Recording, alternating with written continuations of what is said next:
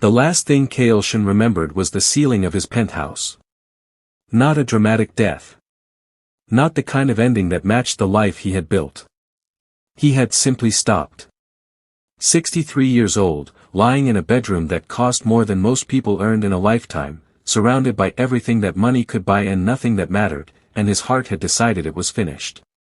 No pain. No warning.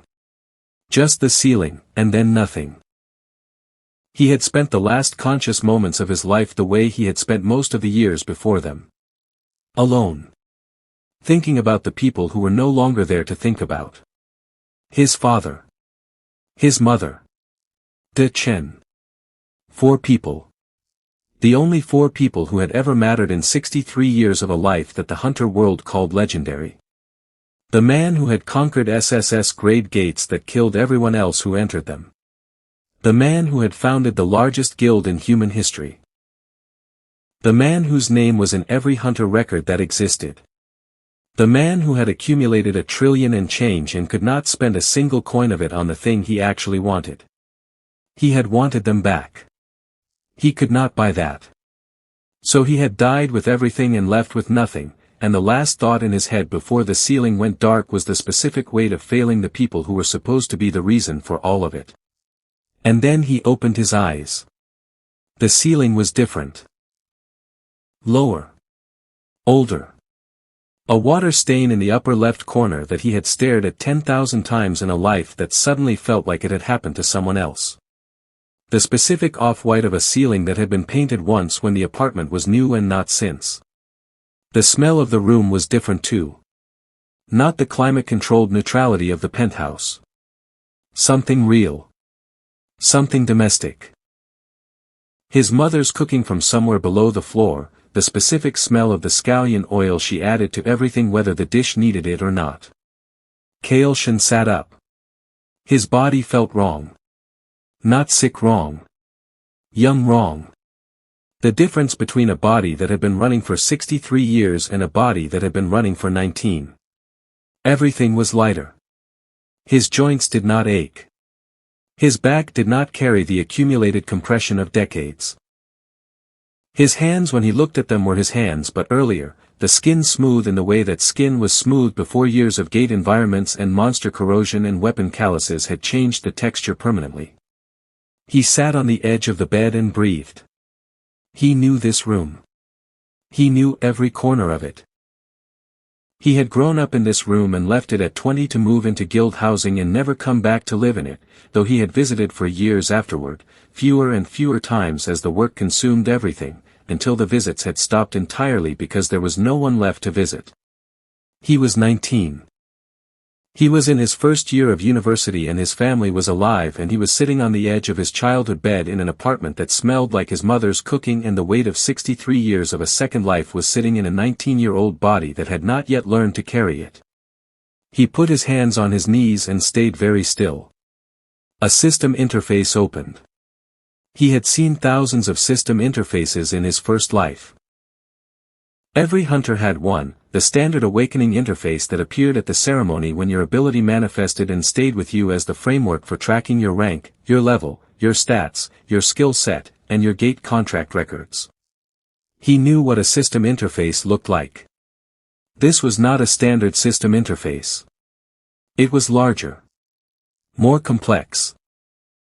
The color was different, a deep silver rather than the standard blue-white of the hunter system, and it carried a quality that the standard interface did not have, a weight, a presence, as if it was more real than the room around it rather than overlaid on top of the room the way normal interfaces appeared. Text filled the display.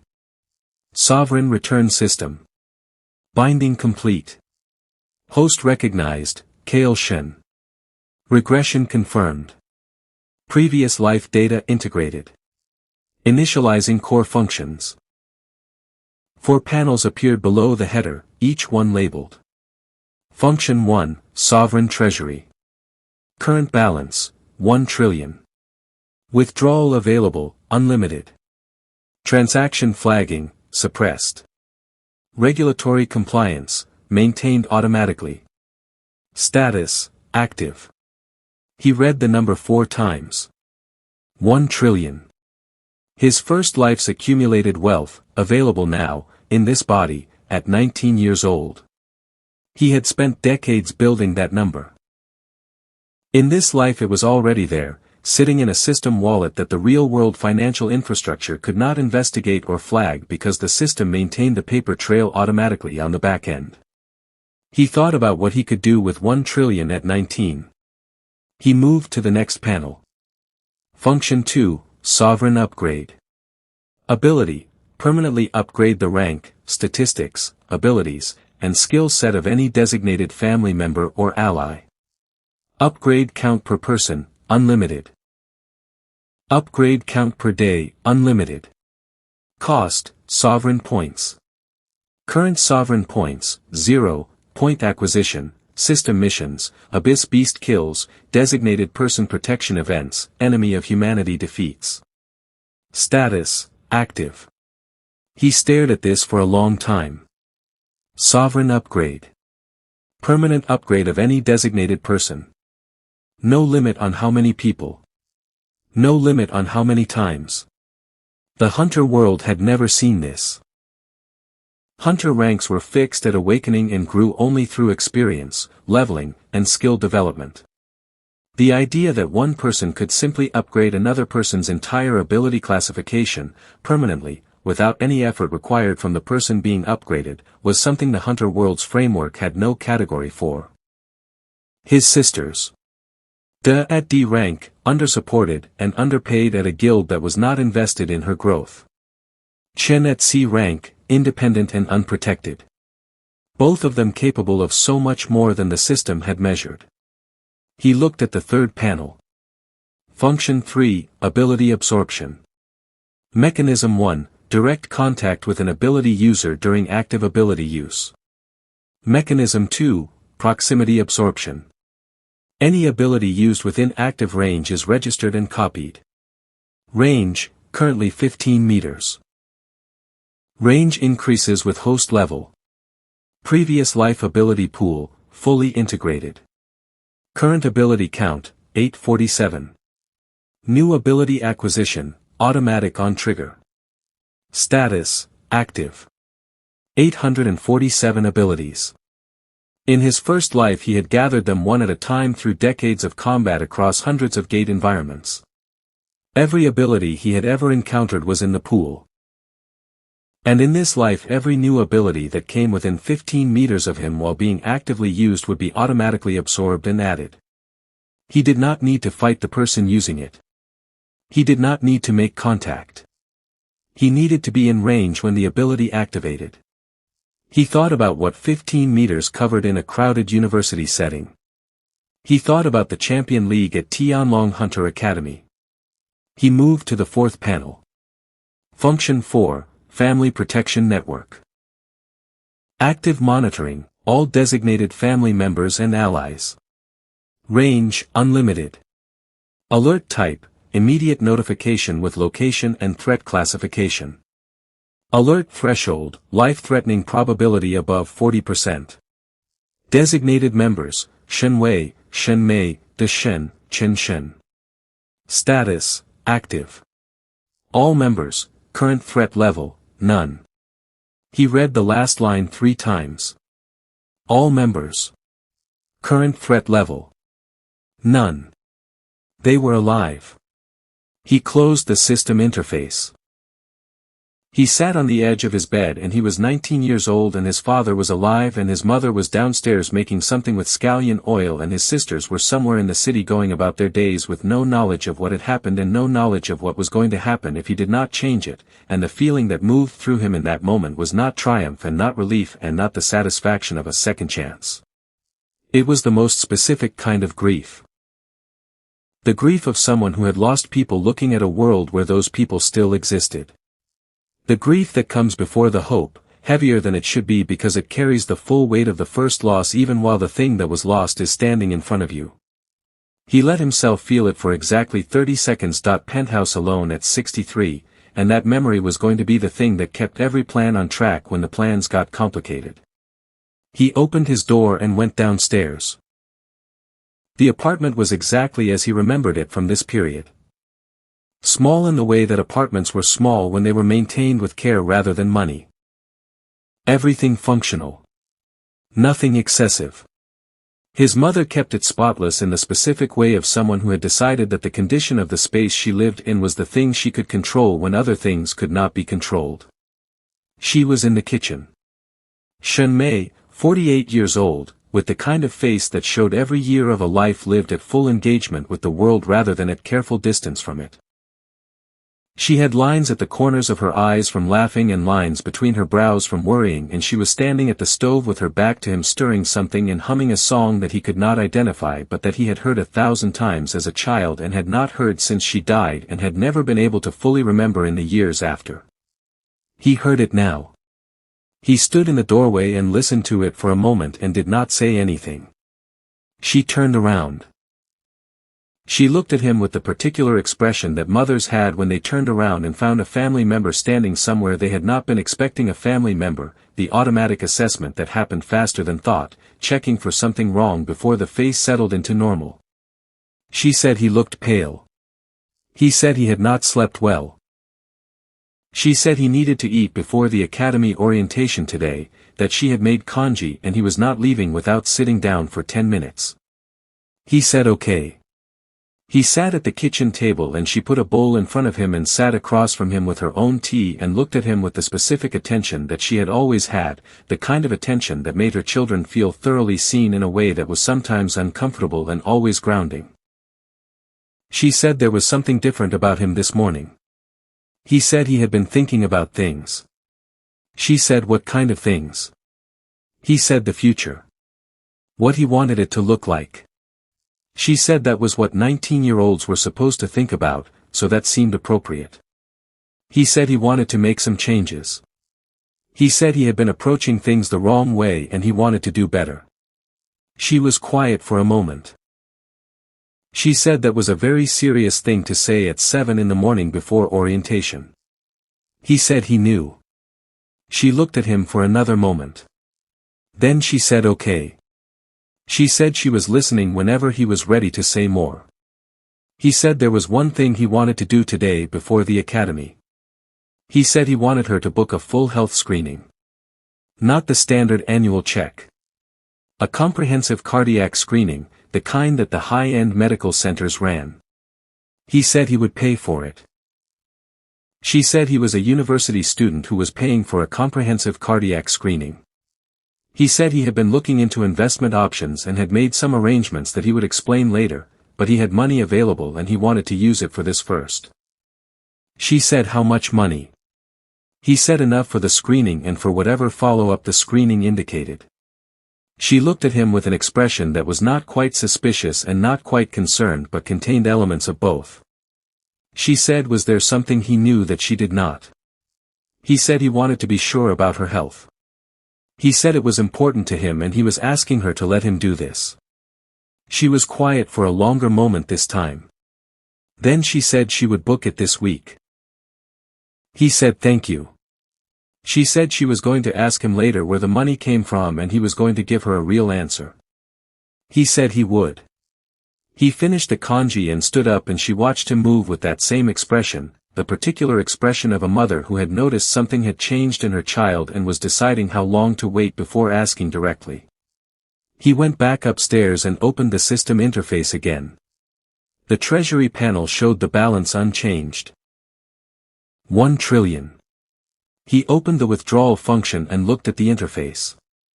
He had spent time in his first life working around financial reporting requirements for guild funding movements. He understood how suspicious transaction thresholds worked, what amounts triggered automatic reporting to financial regulators, how large transactions could be structured to move through the system without flags. The system was showing him that all of that was handled automatically. Any amount he withdrew would appear in whatever account he directed it to with a paper trail that showed legitimate source documentation, the system generating whatever financial history was needed to make the money appear clean. He set up a personal account transfer. Not a large amount. An amount that made sense for a young person who had been doing some careful investment work, enough for the medical screening and enough to begin the first phase of what he needed to build without the amount being so large that it required an explanation he was not ready to give. The transfer processed. He checked the family protection network. All 4 names. His father. His mother. Chen. 4 green status indicators. Current threat level none. All 4 of them going about their ordinary Tuesday morning lives, none of them knowing that the 19-year-old in the upstairs bedroom had just woken up from 63 years of a different life with the specific knowledge of what was going to happen to each of them if he did not change it. He opened the missions function that the system had included in the main menu. Available missions. Mission 1, complete Tianlong Hunter Academy enrollment. Reward, 100 sovereign points. Deadline. Today.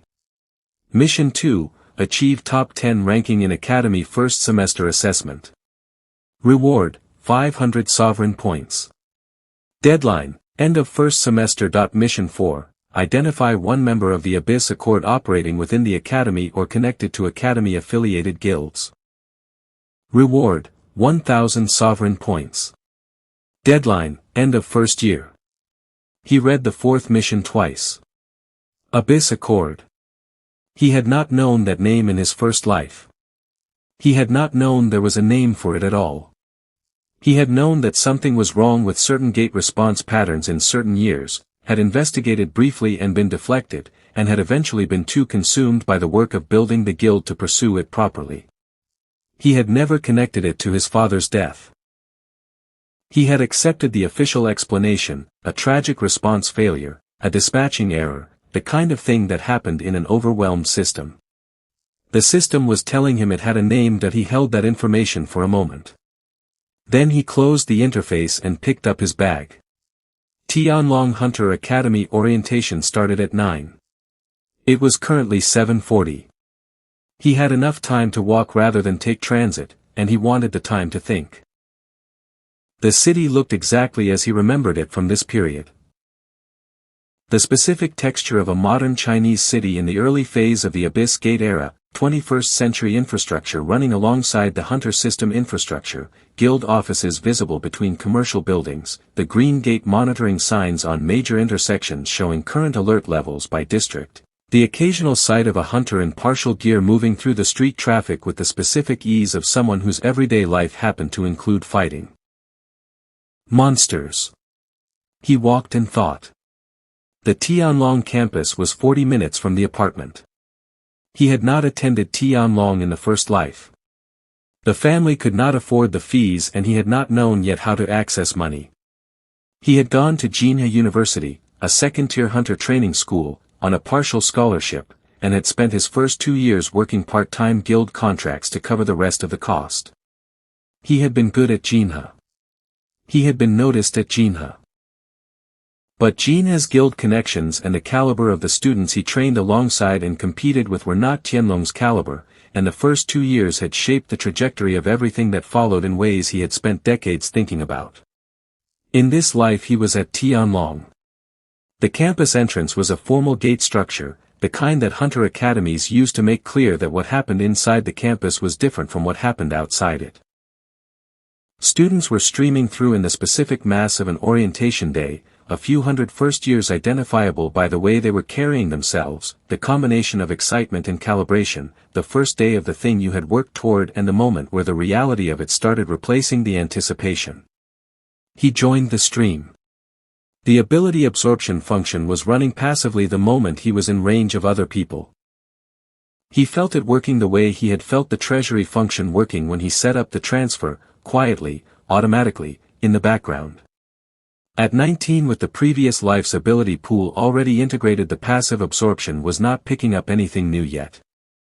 The students around him were first years. Their abilities were at the level of awakened but undeveloped, the early stage where the ability existed and could be used but had not been refined by the kind of training and combat experience that made it something the absorption function would register as worth adding to the pool. He had 847 abilities already.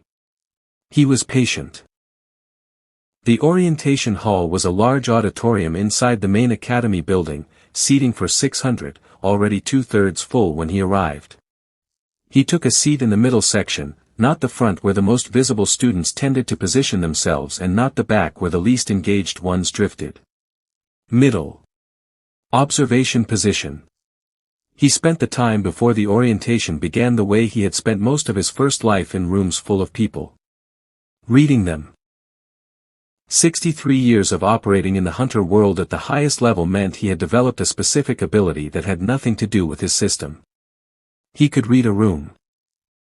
He could look at a group of people and in 10 minutes of quiet observation have a working picture of who was confident and who was performing confidence, who had real ability and who had resources substituting for it, who was the kind of person who would be extraordinary under the right conditions and who was already at their ceiling, who was watching other people the way he was watching them and who was entirely absorbed in their own position in the space.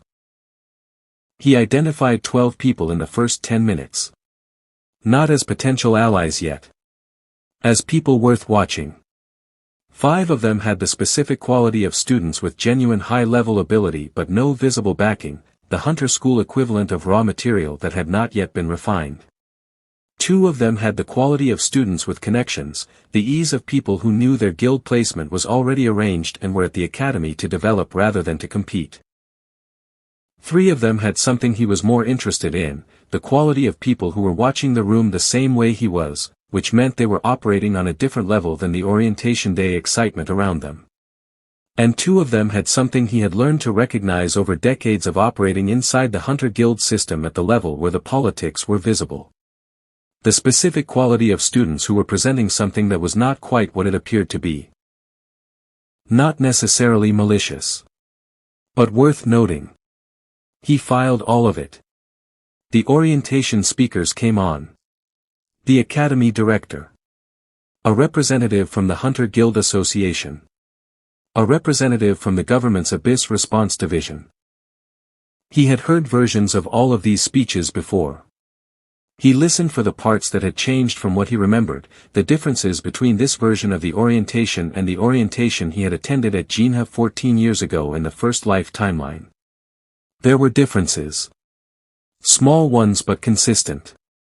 The tone of the Abyss Response Division representative was more urgent than he remembered the equivalence being in this period of the first life. The statistics he cited for gate frequency in the previous year were higher than Kael's memory suggested they should be at this point in the timeline. The recommendation to accelerate awakening development timelines, phrased as an institutional priority rather than an individual one, was something he did not recall hearing emphasized this early. He made a mental note. Either the gate situation had already diverged from his first life timeline, which meant the changes in this life were already rippling into the larger picture, or his memory of this specific period was less precise than he had believed. He would need more data before drawing conclusions. After the formal orientation there was a practical component. Every first-year student was directed to the assessment hall for a baseline ability evaluation, the starting point that would be used to track development over the course of the academy year. The evaluation was not the full awakening ceremony that had happened before university for most students. It was a documentation exercise, measuring current ability output and assigning a preliminary rank to the student's development level that would be compared to the end-of-year assessment to calculate growth rate. He joined the queue for assessment. He was thinking about what he wanted the assessment to show. In his first life he had awakened F rank. The lowest ability classification. A combat ability so weak that the standard awakening ceremony had barely registered it and the examiner had said, with genuine kindness and genuine regret, that F-rank abilities did occasionally develop into something more substantial with sustained effort but that he should be realistic about his ceiling. He had spent his first year at Jinha as an F-rank student who people expected nothing from. The regression had changed the foundation. His first life was fully integrated into the current body's system. But his body was physically 19 and the physical level of ability output that he could demonstrate in an assessment was constrained by what a 19-year-old body that had not yet undergone serious hunter training could produce, regardless of what his system showed internally. He needed to be careful. Walking into a first-year assessment and demonstrating the output of an SSS rank hunter would produce questions that he was not ready to answer. The system's ability pool was available to him, but expressing it fully required the physical foundation to channel it, and that foundation was something he needed to build in a way that made sense to observers. He had the knowledge of how to build it efficiently. He had the system's sovereign points mechanic that would allow him to accelerate the process once he had earned enough points to convert. But the progression needed to look like extraordinary talent and serious training rather than like something that had no explanation. The assessment examiner was a middle-aged woman with the professional composure of someone who had evaluated thousands of students and had learned not to be either impressed or dismissive before the numbers came back. She directed him to the output measurement platform, a standard academy assessment tool that measured ability output in standardized units and classified the result against the ranking benchmarks. He stepped on the platform. He let the ability activate. Not the 847 ability pool.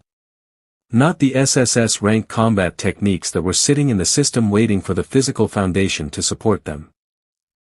The base F rank ability that he had awakened within his first life, the one that the first life system had called Sovereign Blade, at the level that a physically untrained 19-year-old body could express it, which was significantly below what it had been capable of by the time he was finished developing it. The platform registered the output. The examiner looked at the result. She said F rank, baseline development. She said that was the starting classification and it would be reassessed at mid-semester and end of semester to track progress. She said Tianlong had resources and programs available for students at every ability level and she would direct him to the F rank development curriculum materials. He said thank you. He stepped off the platform and moved through to the post-assessment gathering area where students were collecting their documentation and comparing results in the inevitable way that people compared results when the results were fresh and the social hierarchy they implied was still being negotiated. He stood slightly apart from the main groups and observed. The 12 people he had identified in the orientation hall were distributed through the assessment area. He noted their results as they came through. 3 of the 5 he had clocked as raw talent with no backing had come back at B rank or above.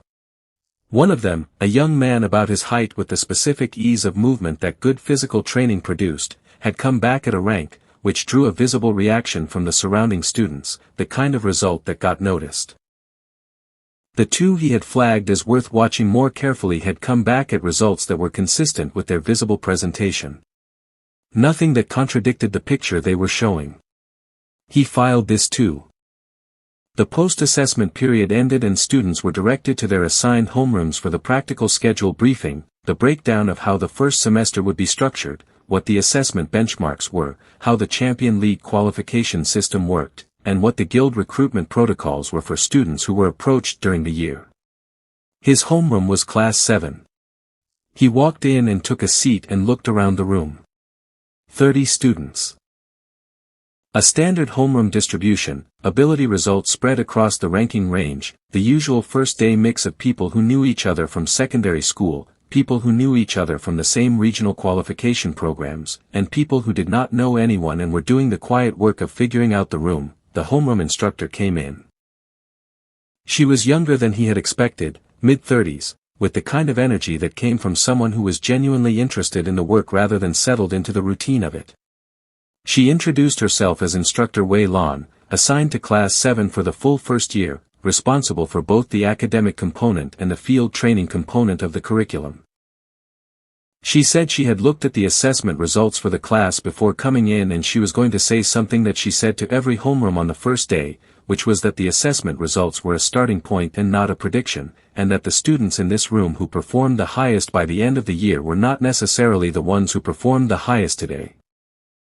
She said Tianlong's Champion League had been won in each of the past 3 years by students who were not in the top 5 of their homeroom assessments on day 1. She said development was the point. Not the starting position. He listened to this and thought that she was correct and that she was also about to be surprised by how quickly some development could happen when the conditions were right.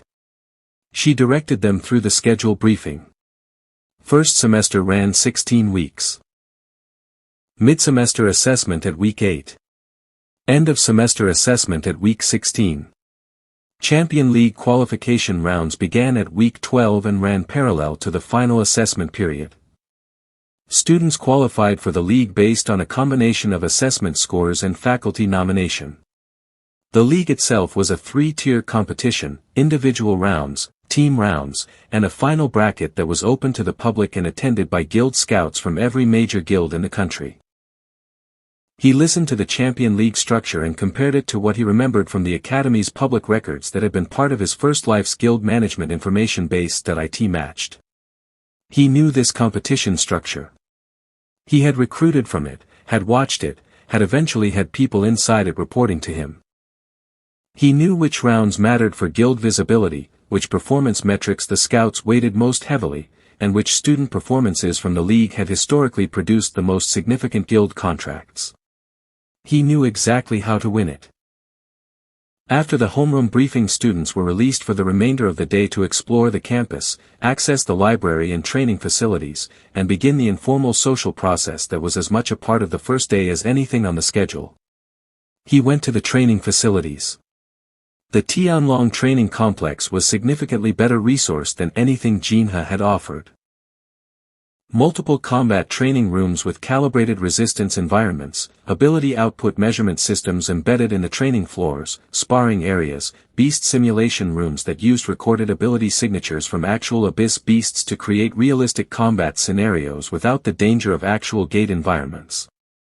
He booked a private training room for 2 hours. Inside the room, alone, with the door closed and the privacy setting active, he did something he had not done in a very long time. He started from the beginning. Not from the beginning of the 847 abilities. Not from the beginning of the Sovereign Blade technique at its full development. From the beginning of the physical foundation, the 19-year-old body that needed to be built into something capable of channeling what the system was carrying. He knew exactly how to build it. He had done it once before, slowly and inefficiently and without knowing what he was building toward. He had made mistakes in the first life about the sequence, developing combat techniques before the physical base was ready to support them, developing certain ability expressions before the body chemistry had adapted to the energy load. The mistakes had cost him time and had produced injuries that affected his performance for years. He was not going to make those mistakes again. He knew the correct sequence. The right physical development progression that maximized the rate of adaptation without exceeding the body's capacity to absorb the load. He knew the specific training patterns that produced the most efficient foundation, that built the right muscle density and joint stability and cardiovascular capacity and nervous system conditioning for the kind of ability channeling he was going to be doing. He trained for 2 hours. Not at the level he was capable of in the first life. At the level the 19-year-old body could handle today, which was less than he wanted and exactly what was appropriate. He did not push past the current capacity. He built right at the edge of it, which was where real development happened, and he did it with the precision of someone who had spent decades understanding exactly where that edge was. When the 2 hours ended, he stood in the center of the training room and felt the body's response. 19 years old. F-rank assessment. No visible reason for anyone watching to believe he was anything other than what the documentation said he was. He was going to change that. Not quickly, in a way that created questions. In a progression that looked like exceptional work ethic and focused development, the kind of student who came in early and stayed late and took the training seriously in a way that eventually produced visible results that instructors and classmates could point to and say, of course, look how hard he works, it makes sense. He left the training complex and went to find a quiet space with network access. He had 2 more things to do before the day ended. The first was to contact his sisters. He opened his phone. The contacts list was the same as it had been at 19 in the first life, his mother at the top, the below her, Chen below da, and then the scattered contacts of a young person's life, classmates, a few friends, the kind of contact list that was full and not yet deep. He sent a message. He said he was at the academy and things had gone well and he wanted to see her this week. He said he had some things he wanted to talk about. He sent Chen a similar message. He said he was thinking about her and wanted to catch up properly. He said it had been too long since they had really talked, Even though in this timeline it had not been long at all and the version of him that Chen knew would not have said it had been too long. He was going to have to be careful about what he said until he had a better sense of how much Chen was going to notice about the way he had changed. The second thing was the mission parameters. He opened the system interface and read the first mission again. Complete Tianlong Hunter Academy enrollment. Reward 100 sovereign points. He had enrolled today. The mission showed complete and the points registered, 100 sovereign points now available. He looked at what 100 sovereign points could do in the upgrade function. A low-tier upgrade. Not a rank reclassification, that required more points than he currently had. But a stats enhancement, a small increase in the physical parameters of a designated family member, the kind of improvement that would manifest as feeling slightly stronger, slightly faster, slightly more capable without being dramatic enough to be immediately visible as an external change. He thought about who to direct it to. Dill was the most immediately at risk. D rank at a guild that did not develop its people properly, taking contracts that were at the edge of her current capacity because the guild assigned them and because she needed the income. A stats enhancement would make her safer on those contracts. Not dramatically. Not in a way she could point to and explain. But the difference between a D rank hunter operating at D rank capacity and a D rank hunter operating at slightly above D rank capacity was real, and in the field it was the difference between a clean engagement and a close call. He designated the. He directed the upgrade. The system processed it and confirmed completion. The stats enhancement would manifest over the next 24 hours as Da's body integrated the change, most likely presenting as what she would interpret as feeling well-rested and performing well, the kind of day hunters had sometimes without being able to explain why everything was clicking better than usual. He closed the interface. He sat for a moment in the quiet of the campus space he had found, a small outdoor area between two of the academy buildings, late afternoon light coming through the trees, the campus sounds of end of first day activity around him, students heading out, a few remaining in the training areas, instructor voices from somewhere further in. He was 19 years old. His family was alive. He had 1 trillion in a system treasury, 100 sovereign points spent on keeping his sister safer than she was yesterday, 847 abilities in a pool that was going to grow every time someone in range used their ability near him, and a mission list that told him the Abyss Accord had people inside this academy or connected to it. He had a first semester champion league to win. He had a network to build. He had a gate incident to prevent before it happened to his father. He had a mother who was going to a cardiac screening this week. He had 2 sisters who were going to become, with his guidance and the system's upgrade function and their own ability that had never been properly developed in the first life, something the hunter world was not yet prepared for. He had more work than he could hold in one thought at the same time, and he was going to do all of it in sequence, in the right order, with the patience of someone who had already spent 63 years learning what impatience cost. He stood up and picked up his bag. His phone showed a reply from Da. She said, "Sure, when were you thinking, and also why are you being weird?" He read this and felt something that was not quite a smile and not quite grief and was both of them at the same time. He typed back that he was not being weird. He said Saturday worked if she was free. She said she was working a contract Saturday morning but free after 2. He said 2 was perfect. That he put his phone in his pocket and walked toward the campus exit. Around him Tianlong Hunter Academy was settling into the particular quiet of the end of an orientation day, the first day of something becoming its own memory, students who had been strangers that morning already starting to be people who knew each other slightly, the 100 small negotiations of a new social environment that by the end of the year would be settled into something real. He walked through it and thought about what Saturday was going to look like. Sitting across from Da at 23, who did not know yet that her younger brother had died and come back and was here to make sure she did not die at 26 on a contract she should never have taken. He thought about Chen being the first one to notice something was different about him, because she had always been the one who noticed, even in the first life. She had said once when he visited her at her apartment 3 months before she died that he seemed like someone who was carrying more than he was saying, And he had said everything was fine, and she had looked at him with the specific expression of someone who knew everything was not fine and had decided not to push.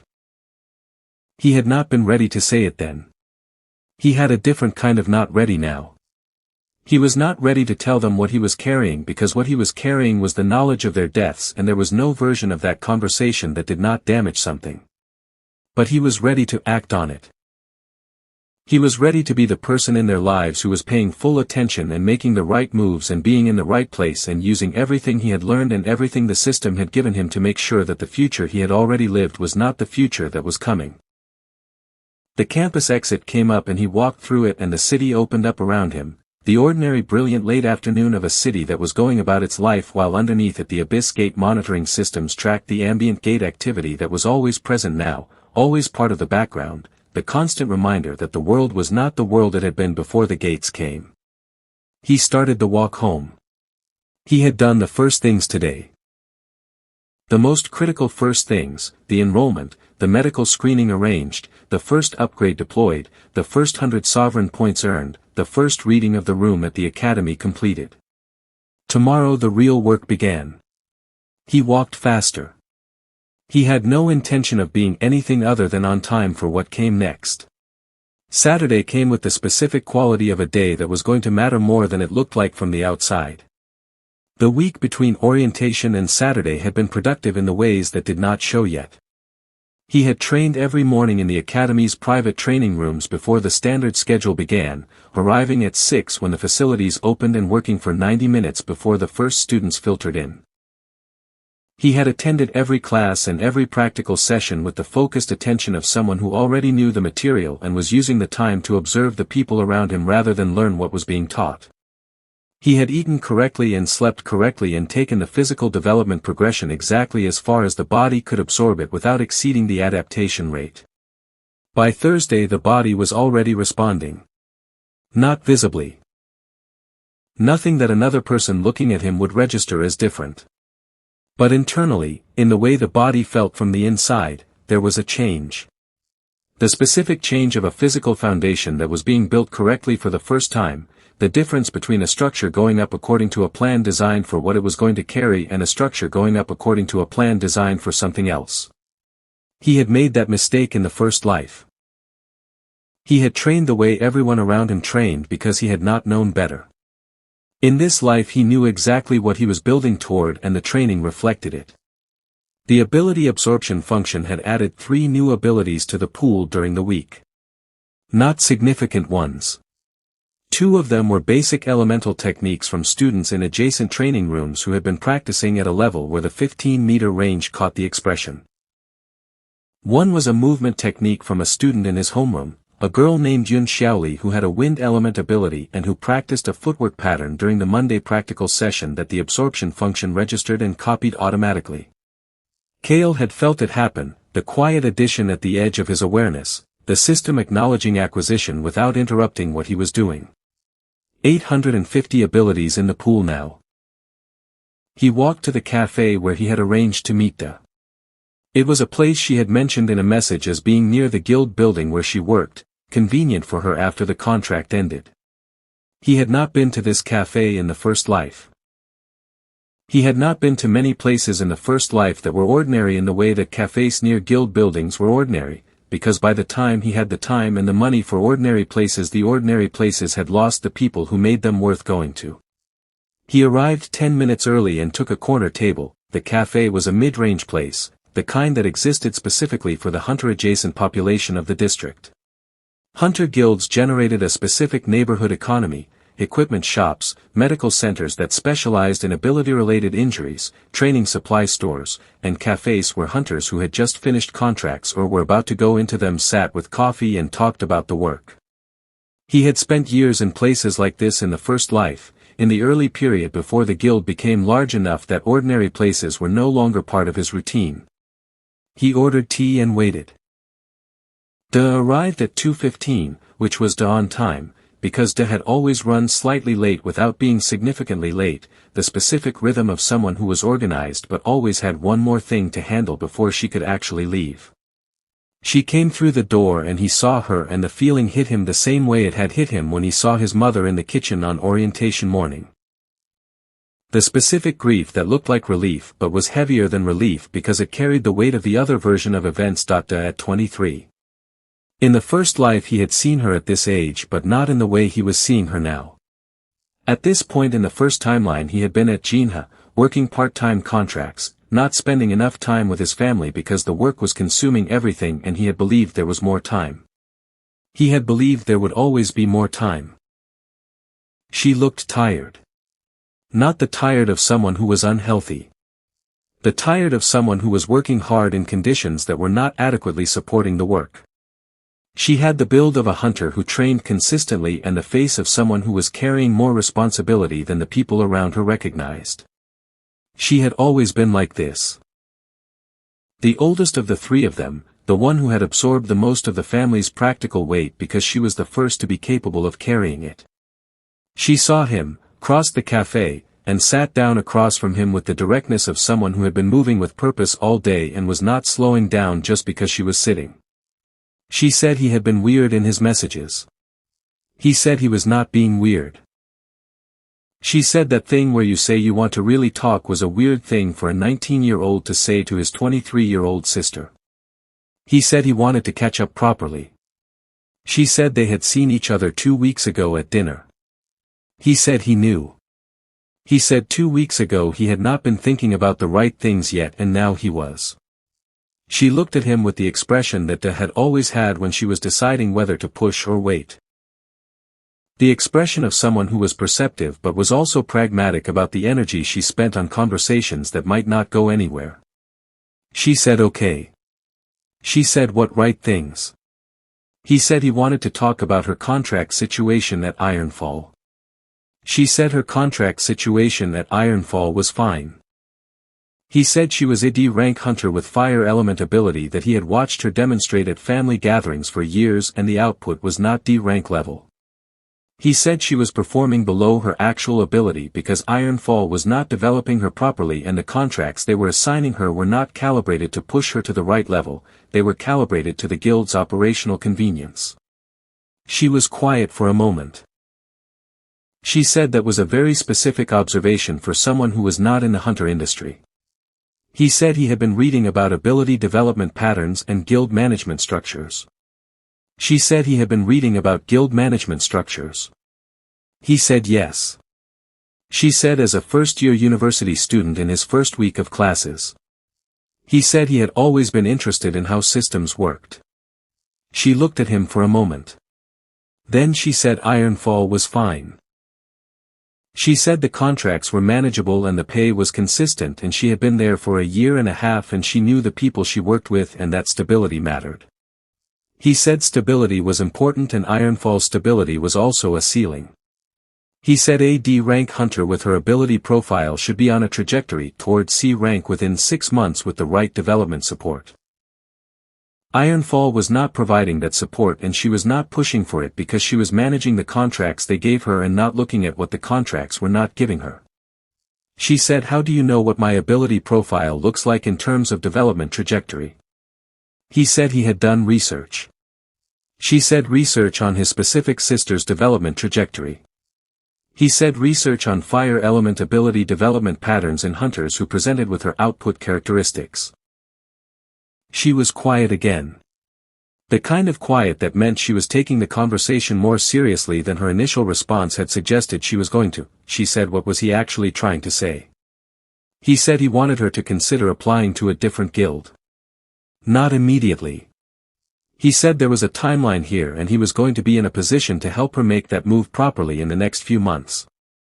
He said he was asking her to think about it rather than act on it today. She said what guild? He said he was working on that. She said he was a first-year university student working on which guild his D-rank hunter sister should apply to. He said yes. She looked at him for a long time. He met her eyes and did not look away. Something in her expression shifted. Not agreement. Not yet. But the specific shift of someone who has encountered a version of a person they thought they knew that contains something unexpected, and who is updating their picture of that person in real time. She said what was going on with him. He said he was focusing on the right things. She said that was the second time he had said that and it was not an answer. He said he knew. He said he would explain more when he had more to explain. He said what he was asking her to do right now was simply to think about whether Ironfall was actually where she should be and not to accept the answer yes just because it was the current answer. She considered this. Then she said she would think about it. He said that was all he was asking. She said he was strange now. He said he was the same as he had always been. She said he was not. She said he was the same in the ways that were obviously him, but there was something underneath that was new, and she could not identify it yet, and that was going to bother her. He said she could ask him anything she wanted. She said she did not know what to ask yet because she did not know what the question was. He said when she figured out the question he would answer it. She looked at him for another moment.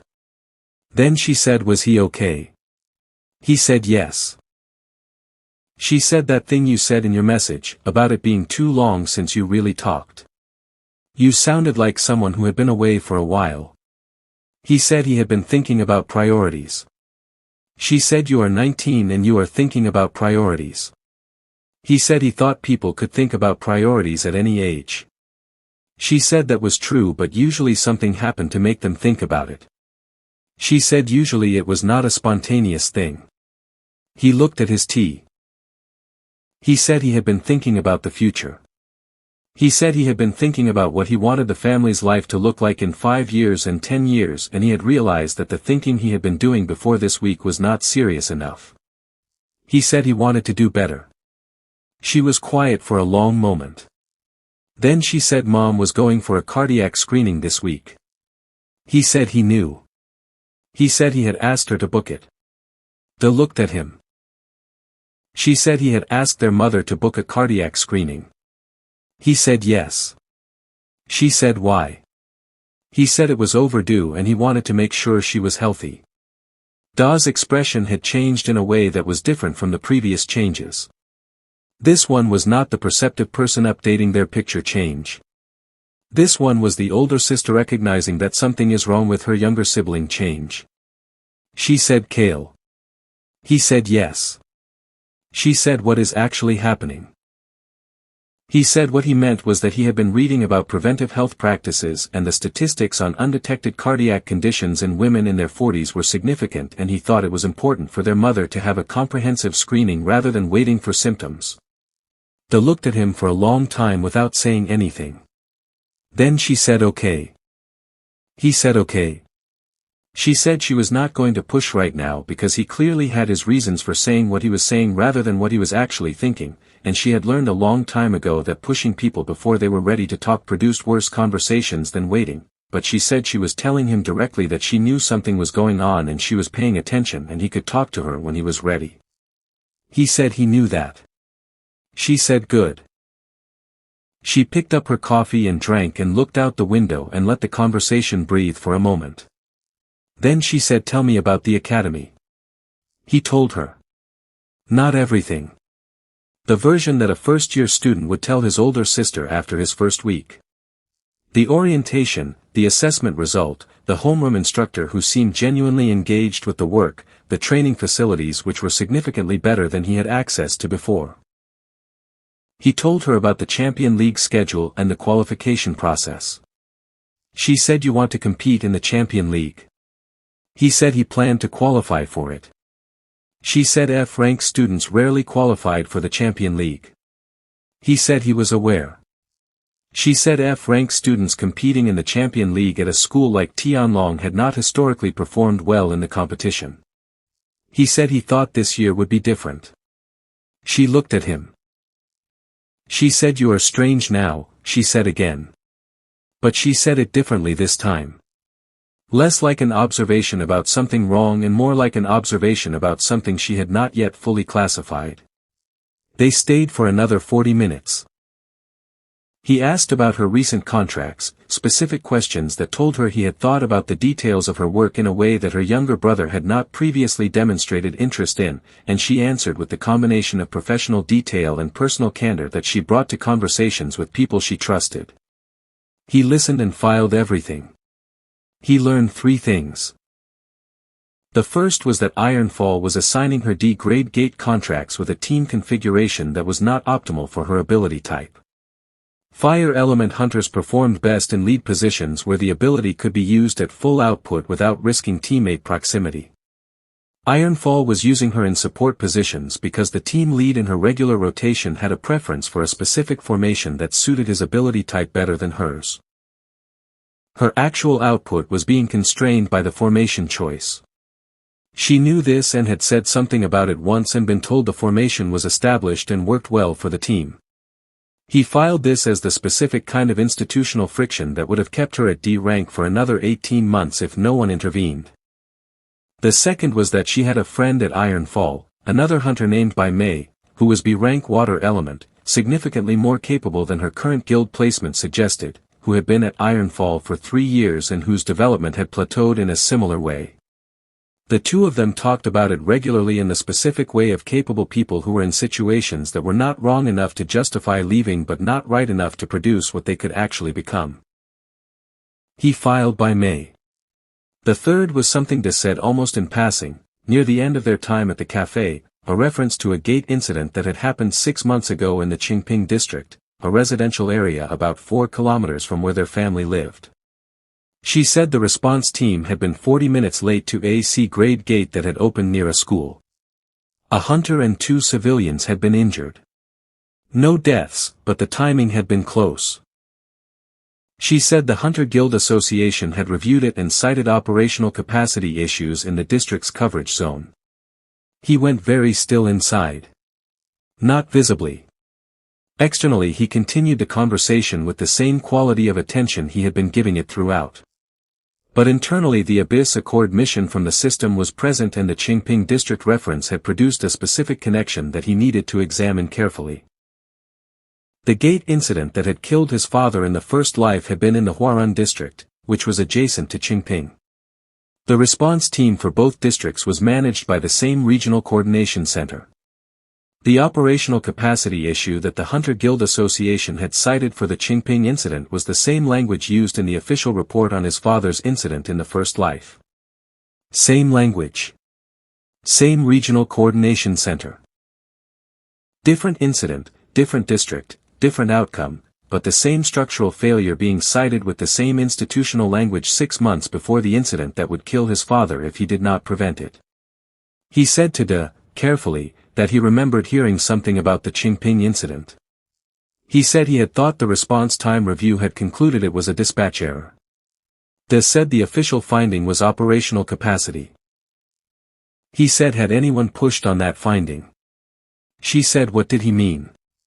He said had anyone in the Guild Association or in the independent hunter community questioned whether the delay was actually an operational issue or whether something else had caused it. De looked at him with the expression of someone who had been in the hunter industry long enough to understand why that question was more complicated than it sounded. She said people did not generally push on official findings from the Guild Association that he said he knew. He said he was asking whether anyone had. She said there had been some discussion in hunter community forums online. She said some people had noted that the response time for the Qingping incident was unusually long even accounting for operational capacity issues, and that the district had not had similar delays in the previous year. She said the discussion had not gone anywhere because discussion in forums did not go anywhere without someone with standing to push the issue officially. He said who would have standing to push an issue like that officially? She said a high-rank hunter with guild connections could file for an independent review through the Hunter Guild Association's oversight mechanism. She said practically speaking that meant S rank or above, because below S rank you did not have the institutional weight for the review to go anywhere. He said noted. She said why are you asking me about hunter response time reviews? He said he was interested in how accountability worked in the guild system. She said again that he was very strange now. He said he was going to become more strange before he became less strange. She said that was not reassuring. He said he knew. They left the cafe together and walked to the intersection where their routes diverged. She stopped at the corner and looked at him with the full attention that she had been giving him in intervals throughout the afternoon and that she was now giving him without the conversational buffer around it. She said whatever was going on with him, she was in his corner. He said he knew. She said that was not a polite statement. She said she meant it specifically. She said if he needed something he should ask rather than work around it. He said he would. She said okay. She said tell Mom I said the screening better come back clean. He said he would tell her. She went one direction and he went the other and he walked for 2 blocks before he stopped at a bench near a small park and sat down and opened the system interface. The Family Protection Network was showing all 4 members green. No threats. His father was at a worksite in the Huarun district. He checked the location against the Abyss Gate monitoring overlay that the Hunter Guild Association made publicly available through their tracking app. There were no active gates in the Huarun district today. The gate that was going to kill his father in the first life had not opened yet. According to his memory of the first life timeline it was not going to open for another 3 years. But the Qingping incident that De had mentioned, 6 months ago, the same regional coordination center, the same official language, suggested that the pattern behind that incident was already active. Whatever the Abyss Accord was doing with gate response timing in this region, it was already happening.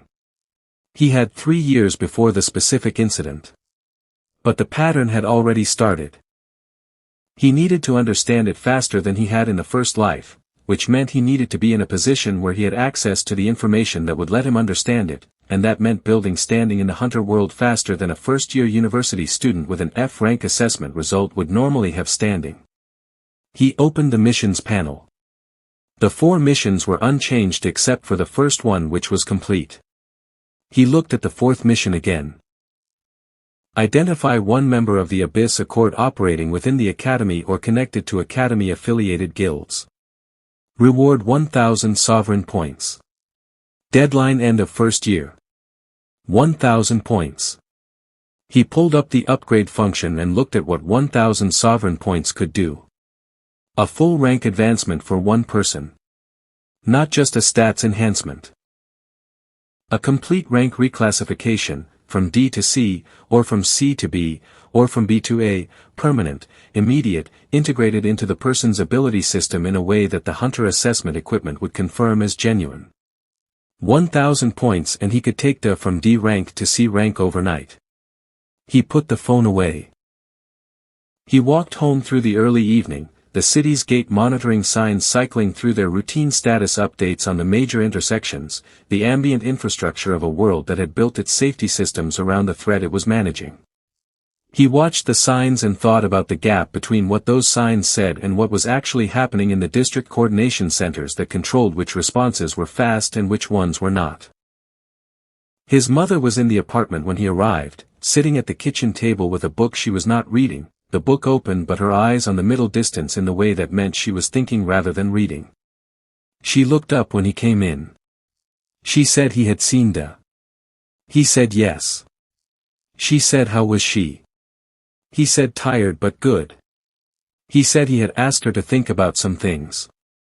His mother said what things? He said her guild situation. He said he thought Ironfall was not the right fit for where Da's ability could go. His mother was quiet for a moment. He said the screening was booked. She said Thursday at 9. She said the clinic he had recommended was not a standard clinic. He said it was the best cardiac diagnostic center in the city. She said she had looked at the pricing. He said he had taken care of the payment. She said Kael. He said her health was not something he was willing to be economical about. She looked at him. She said where was the money coming from? He had prepared for this.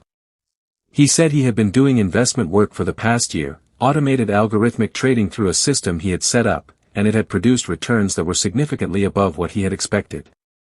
He said he had a financial structure in place that was generating consistent returns and he wanted to use it for the family. She said he had been doing algorithmic trading as a high school student. He said he had been interested in financial systems for a while and had started small and built it up. She said how much? He said enough to cover the screening and follow up with significant remainder. He said he did not want her to worry about it. He said he wanted her to go to the appointment on Thursday and do whatever the doctors recommended and not make decisions based on the cost. She looked at him for a long time. She said the same thing they had said. She said something had changed with him. He said he was thinking about the right things now. She said she was not going to ask him to explain everything tonight. He said he appreciated that. She said but eventually she was going to ask. He said he would answer. She said okay.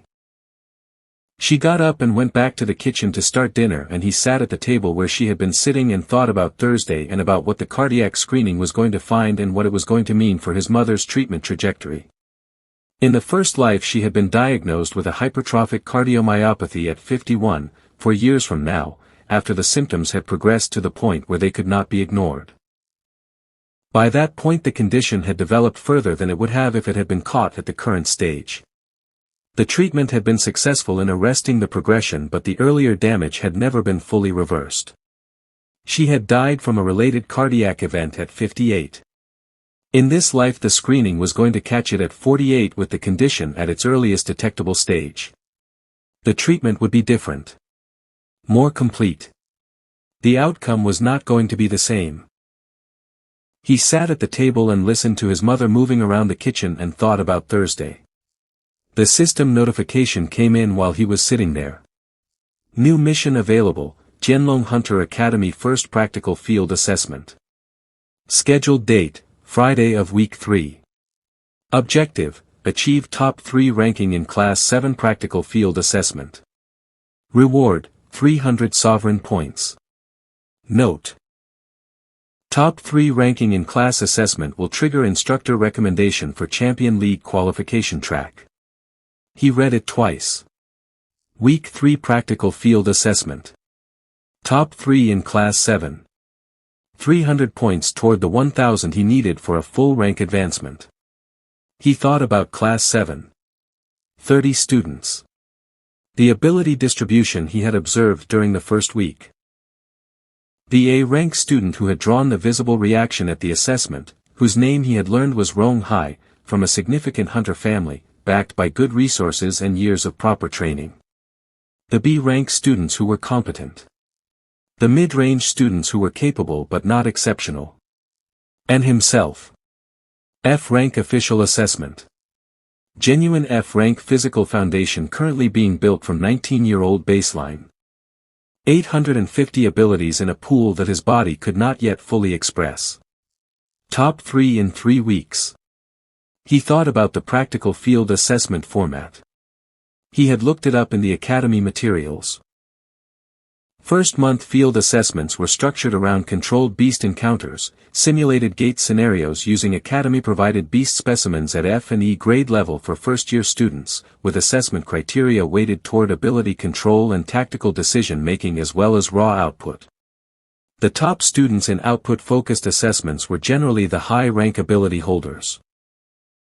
But tactical decision-making was separately scored, and the combined metric produced a result that sometimes surprised people who expected the highest output students to dominate. He had 63 years of tactical decision-making experience. He had 850 abilities including movement techniques, detection abilities, and combat sense enhancements that his body could express at low output levels even at the current physical development stage. Top 3 was achievable. He opened the training schedule and looked at the 2 weeks between now and the assessment. The plan built itself in his mind with the specific efficiency of someone who knew exactly what variables were in play and how they interacted. Training in the mornings to advance the physical foundation. Attending every practical session in the academy schedule to continue passive ability absorption. Observing his classmates in the practical sessions to build a complete picture of their ability types and tactical tendencies. Identifying which of the 12 people he had flagged in the orientation hall were in positions to become part of the network he was building and what the right approach to each of them was. And finding the thread that led to the Abyss Accord connection inside the academy. He did not know yet what that thread was going to look like. The system mission had told him there was a member or connection inside the academy. It had not told him who or where. He was going to have to find it the way he found everything in the first life that was hidden, by watching carefully until the pattern appeared. Dinner was ready. His mother called him from the kitchen. He went and sat at the table, and his father arrived from work while the food was being served, still in his worksite clothes, the specific smell of a man who had spent the day managing construction in the early autumn heat, and he sat down with the ease of someone who had done this 10,000 times and was comfortable with the routine of it.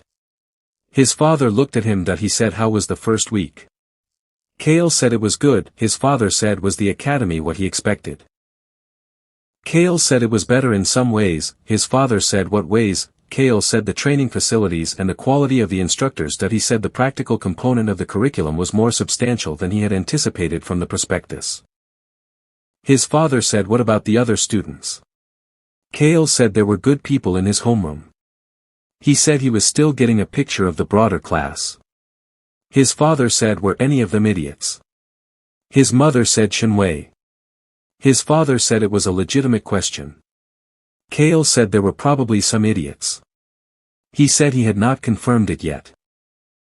His father laughed in the way that his father laughed at things he found actually funny, which was a specific sound that Kael had not heard in over 40 years and that hit him in the chest with a precision that he had not been ready for, even though he had been preparing for this dinner all week. He ate and talked and watched his father and thought about the Huarun district and the gate that was not going to open for 3 years and the pattern that was already running underneath it.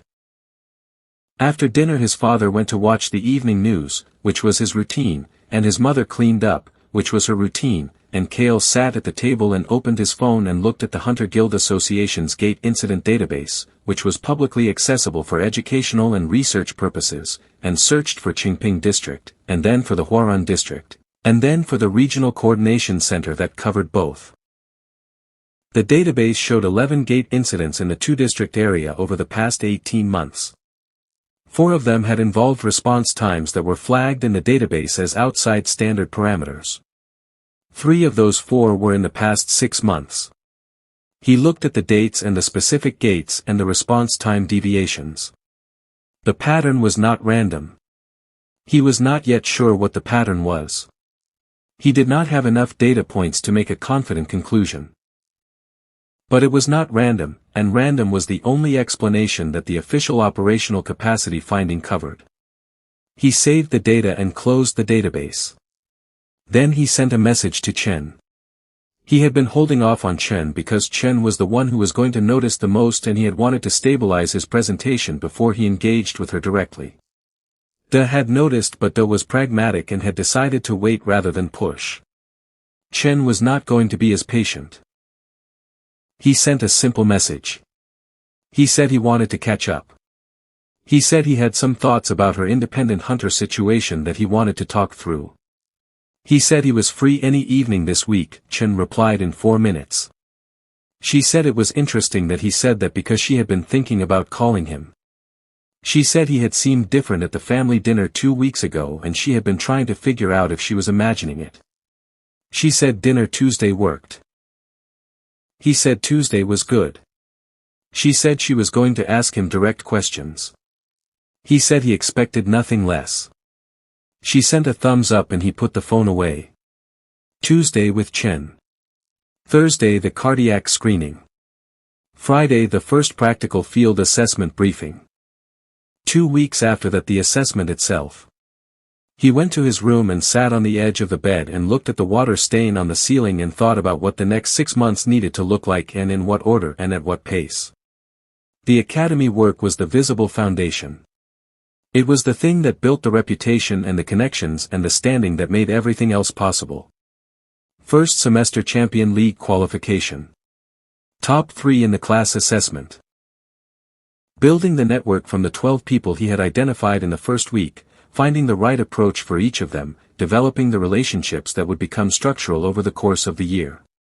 The family work was the invisible foundation. The cardiac screening. The monitoring of the gate incident pattern in the Huarun district. Finding the abyss accord connection inside the academy and using it to pull on the thread that eventually led back to the regional coordination center and to whatever was producing the delayed response pattern. The sovereign point's work was the mechanism that connected the two foundations.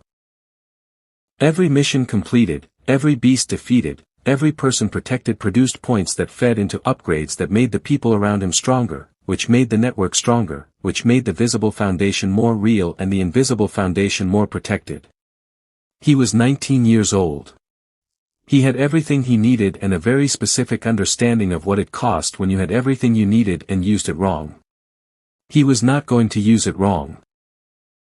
He lay back on the bed and looked at the water stain on the ceiling, the same ceiling he had looked at on orientation morning, the ceiling that was the most ordinary thing in the world and that he could not look at without feeling the full weight of what it meant to be here again.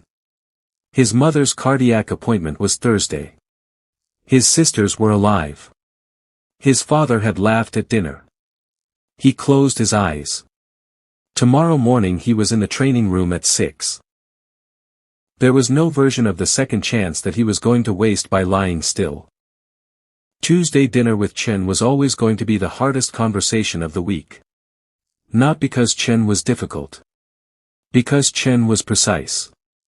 Dill was perceptive and patient and would choose the right moment to push. Chen did not wait for the right moment. Chen decided the moment was now and asked the question directly and waited for an answer with the specific quality of someone who had already calculated what the acceptable answers were and what the unacceptable ones were and was not going to pretend she could not tell the difference. He arrived at the noodle restaurant 5 minutes early. Chen arrived exactly on time, which was Chen, moving through the door with the quick precise energy of a lightning element hunter who expressed her ability even in the way she navigated ordinary spaces, a sense of potential speed always present in how she moved, like the air around her was making a small adjustment to accommodate something it knew could happen very fast. She sat down and looked at him. She said, "You look different." He said it was the first 2 weeks of university. He said he had been training more. She said it was not a physical difference. He said, "What did it look like?" She said it looked like someone who had been somewhere far away for a very long time and had just come back and was paying attention to everything because they knew what it felt like to not have it. She said at the family dinner 2 weeks ago she had watched him look at Dad for 30 seconds while Dad was talking about a worksite and he had the expression of someone who had not seen that person in years. He said he had been thinking about the family more lately. She said that was not the explanation she was looking for. He said it was the one he had right now. She looked at him with the steady directness that had always been specifically Chen, the quality of someone who had decided that indirect communication was an inefficiency she was not interested in. She said she was going to ask him something directly and she wanted him to be as direct back. He said okay. She said, "Did something happen to him?" "Not recently." Something that changed the fundamental way he was operating. He held her eyes. He thought about how much to say. The full truth was not the tool. He understood that clearly. There was no version of sitting across from his 21-year-old sister in a noodle restaurant and saying he had died at 63 after watching her and their parents all die before him and had come back with a system that gave him 1,850 combat abilities and the ability to upgrade her permanently. There was no version of that conversation that ended anywhere useful tonight. The truth was the foundation he operated from. What he gave her out loud was a different instrument that he said yes. He said something had changed his perspective significantly and he was still in the process of understanding how to talk about it, but it had made him understand what mattered to him in a way he had not understood before. She said, "What was it?" He said he had been thinking about the future. About what the family's life looked like in 10 years and whether the path everyone was currently on led to the best version of that future. He said he had looked at it clearly for the first time and realized the answer was no and that he needed to change that. She said that was still not the specific thing he was not saying. He said he knew. She said, "Kael." He said yes. She said he could tell her. He said he knew that. He said he was working out how to say it in a way that was useful rather than just in a way that was true. He said those were different things and he needed it to be both before he said it out loud. She looked at him for a long moment. Then she said okay. She said she was going to tell him what she had been thinking about and he could listen and they could come back to the other thing later. He said that worked. She told him about the 3 guild options she had been considering. The mid-tier guild suited to lightning element speed types. The large bureaucratic guild with a strong training program that she was not sure she could function inside. The small independent guild run by a former S-rank hunter who was building something new. She laid out the thinking clearly and specifically because that was how Chen thought, in structured analysis that she had already done before she brought it to the conversation. He listened and said nothing yet. He knew what happened to all 3 options. The mid-tier guild absorbed badly in 4 years. The bureaucratic guild would constrain her the same way Ironfall was constraining the former S-rank hunter died in 3 years and the guild dissolved. He said he was glad she was thinking about it. He said he wanted her to hold off on deciding for 4 months. She said why. He said he was building something at the academy. He said it was early and he was not ready to be specific yet, but by end of first semester he would have something concrete to show her that was a better option than any of the 3 she had identified. She said he was a first-year university student building a guild. He said he was building the foundation of something that would become a guild. She said at 19 with an F-rank ability assessment. He said the F-rank assessment was a starting point. She looked at him with the expression that they had used on Saturday, the expression of someone whose picture of their younger brother was being updated faster than they had expected and who was not certain yet what the new picture was going to look like. She said how long should she wait? He said end of first semester. He said 4 months, she said she could wait 4 months if the option was worth it. He said it would be worth it. She said she was holding him to that. He said he expected nothing less. She picked up her chopsticks and they ate and the conversation moved through easier territory, her recent independent contracts, his first week at the academy, the specific texture of the early autumn in the city that both of them had always liked. They were comfortable in silence the way people were comfortable in silence when they had known each other long enough that silence was not a gap to fill but a different kind of being together. Then near the end of the meal she said something that he filed immediately. She said, have you talked to Da about Ironfall? He said yes. Saturday. She said good. She said she had been saying for a year that Ironfall was not doing right by Da and Da kept saying it was stable and stability mattered and Chen kept saying stability and a ceiling were not the same thing. He said he had told Da the same thing. She said what did Da say? He said she was thinking about it. Chen said Da thinking about something was progress. She said they usually decided and then thought about it afterward. He said he was working on making the change easier for her to say yes to. Chen looked at him. She said you have a plan for Da. He said he had a plan for the whole family. The words came out weighted. He felt Chen register the weight of them, the specific gravity of a statement that was larger than a 19-year-old brother making plans for his family, and she held it in her expression for a moment before she spoke. She said, what are you carrying? He said a very clear understanding of how things could go wrong and a very strong motivation to make sure they did not. She said okay. She said if he needed anything, anything at all, she was there. He said he knew where she was. She said Sunday dinner. She said she wanted him around more. He said Sunday worked. She went inside her building and he stood on the sidewalk for a moment before starting the walk to the transit stop, letting the night air settle around him and thinking about Chen knowing without knowing, sensing the shape of something she could not yet name, and choosing to trust him anyway. That was Chen. That had always been Chen. He walked faster. Thursday came with a quality to the morning air that matched the weight of what the day contained. He trained at 6 as he always did and attended his morning classes and sat through them with one part of his attention on the material and one part on his phone in his pocket. The specialist consultation was at 9. He had confirmed the booking twice and paid the consultation fee from the system treasury without discussing it with his mother again because they had reached an understanding on the subject and revisiting it would have been the wrong kind of attention. During the break between the morning session and the afternoon practical the phone rang. His mother. He stepped out of the corridor into the stairwell and answered. She said the screening had found something. He kept his voice completely steady. He asked what they had found. She read the term back from the notes she had taken during the consultation, the specific medical terminology that he had looked up after orientation morning and had read 3 times to make sure he had it exactly right in his memory. Hypertrophic cardiomyopathy. Early stage, the cardiologist had said. Caught at the earliest detectable presentation. She said the doctor had been very clear that catching it at this stage significantly changed the management options compared to catching it later. She said the doctor had used the word fortunate. She said a condition like this presenting without symptoms was often undetected until it was considerably more advanced and the outcomes at later stages were more complicated. He said that was why he had asked her to go. She was quiet for a moment. Then she said she was going to ask him again how he knew. He said he had read about the statistics on undetected cardiac conditions in women her age. He said the numbers were significant enough that he had not wanted to wait. She said that was what he had said before. He said yes.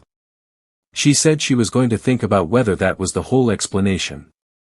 He said she could take whatever time she needed to think about it. She said the cardiologist had recommended a specialist follow-up next week and a treatment plan meeting. She said the clinic was booking both. He said to tell him the dates when she had them and to let him know if anything about the cost was a concern. She said it was a concern. He said it would not be. He said this was what the money was for. There was a pause. Then she said thank you. Simple words. But she said them in the way she said things when the feeling underneath them was considerably larger than what the words themselves carried, the specific register she used when she was holding something that mattered too much for the ordinary version of the language. He said there was nothing to thank him for. He said he was making sure she had what she needed and that was not something that required thanks. She said she would see him at dinner. He said he would be there. He stood in the stairwell after the call ended and did not move for a moment. She had the diagnosis. The cardiologist had used the word fortunate. In the first life no one had used that word because the condition had not been found until it was no longer fortunate to find it. In this life the word was sitting in a medical consultation room and attached to an early stage finding that changed everything downstream. One thing changed. He went back to the afternoon practical session. That same afternoon instructor Wei Lan ran a movement and positioning exercise, pairs of students navigating a simulated gate environment to reach a target point while avoiding simulated beast encounters along the route. He was paired with Su Peng, the stone element student whose natural tactical instincts he had been watching since the first week. He had been holding back in the practical sessions since orientation. Performing at the level of a developing F-rank student who was working hard and showing good instincts, nothing more. He had done this deliberately, building a picture of the class before he changed the picture he was giving the class of himself. But the assessment was less than 2 weeks away and Top 1 required him to begin showing more. He let Su Peng take the lead into the scenario. Within 90 seconds he had confirmed what he had observed across the first 2 weeks. Su Peng had excellent natural instincts but was defaulting to the training curriculum standard movement protocol, following the expected route because the expected route was what the curriculum specified. He said quietly that the route they were on was the expected route. Su Peng said yes, it was the standard approach. He said the expected route was where the simulated beasts were positioned.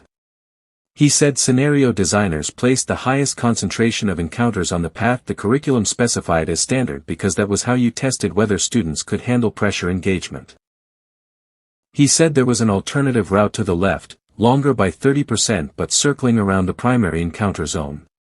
He said the time penalty for the longer route was smaller than the time cost of 3 additional beast encounters at their combined current output level. Su Peng looked at the layout and did the calculation in the specific fast way of someone who had good quantitative instincts. He said okay. They took the alternative route. 2 encounters instead of 5, both handled cleanly, time in the upper third of the class for that exercise despite the longer physical distance. After the scenario Su Peng looked at him. He said, how did you know the encounter distribution was front-loaded on the standard route? He said he had thought about how he would design the scenario if he was testing tactical awareness rather than output capacity. Su Ping said that was first principles reasoning applied to a practical scenario in real time. He said yes. Su Ping said his name was Su Ping. He said he knew. He said they had been in the same homeroom for 2 weeks. Su Ping said he meant it as a proper introduction rather than an assumption that they already knew each other. He said the scenario performance was notable and he preferred to know people he was going to be paying attention to. He said his name was Kael Shen. Su Ping said the assessment in 2 weeks used a random partner assignment for the team coordination scenario. He said yes. Su Ping said random assignment meant no guarantee of a useful pairing. He said correct. Su Ping said he was wondering if there was a way to improve that probability. He said the assessment used a partner assignment algorithm seeded by the submission order of the pre-assessment intake form on the student portal. He said if 2 students submitted their forms within a specific window, the algorithm's clustering tendency made a pairing significantly more likely. He said the window was Sunday evening between 7 and 7:15. Su Ping looked at him for a moment. He said Sunday evening between 7 and 7:15. He said yes. Su Ping said he would be submitting then. He said good. They walked back to the homeroom area in the quiet of 2 people who have just discovered the other person operates on a compatible frequency and are both processing what that means. 2 days later De called. He was in the library reviewing assessment format documentation when the phone vibrated. He stepped out into the corridor. The said Iron Fall had assigned her a mixed team contract. C-grade gate. Her first C-grade deployment as part of a team with 2 C-rank hunters and 1 B-rank team lead, she said she was fine with it. She said she had been working towards C-grade contracts for months and this was a reasonable step. Her voice had the specific quality of someone who was fine with something and also slightly nervous about it and was presenting the fine with it part clearly and not presenting the nervous part at all. He ran the numbers immediately in his head. C-grade gate. D-rank hunter in a mixed team configuration. The team lead was B-rank, which was appropriate for a C-grade deployment, but the team composition she was describing had a specific weakness in close engagement scenarios where a D-rank hunter without a high reflex ability could be exposed. The stats enhancement he had deployed after the enrollment mission had helped, but the specific parameter that mattered most for the risk profile of what she was describing was combat reflex response, the ability to process and react to sudden close-range beast engagement faster than the training instinct. He had 90 sovereign points currently. A targeted combat reflex enhancement for a single designated family member at the precision required for this specific scenario cost 80 points. He said that was good news. He said the first C-grade contract was a significant step and she had been developing toward it properly. She said she thought so too. She said the contract deployed in 4 days. He said to let him know how it went. She said obviously. She hung up. He opened the system interface in the corridor outside the library and navigated to the upgrade function. He designated the. He selected the combat reflex response parameter. He set the enhancement precision to the specific calibration that the C-grade close engagement risk profile required. He deployed it.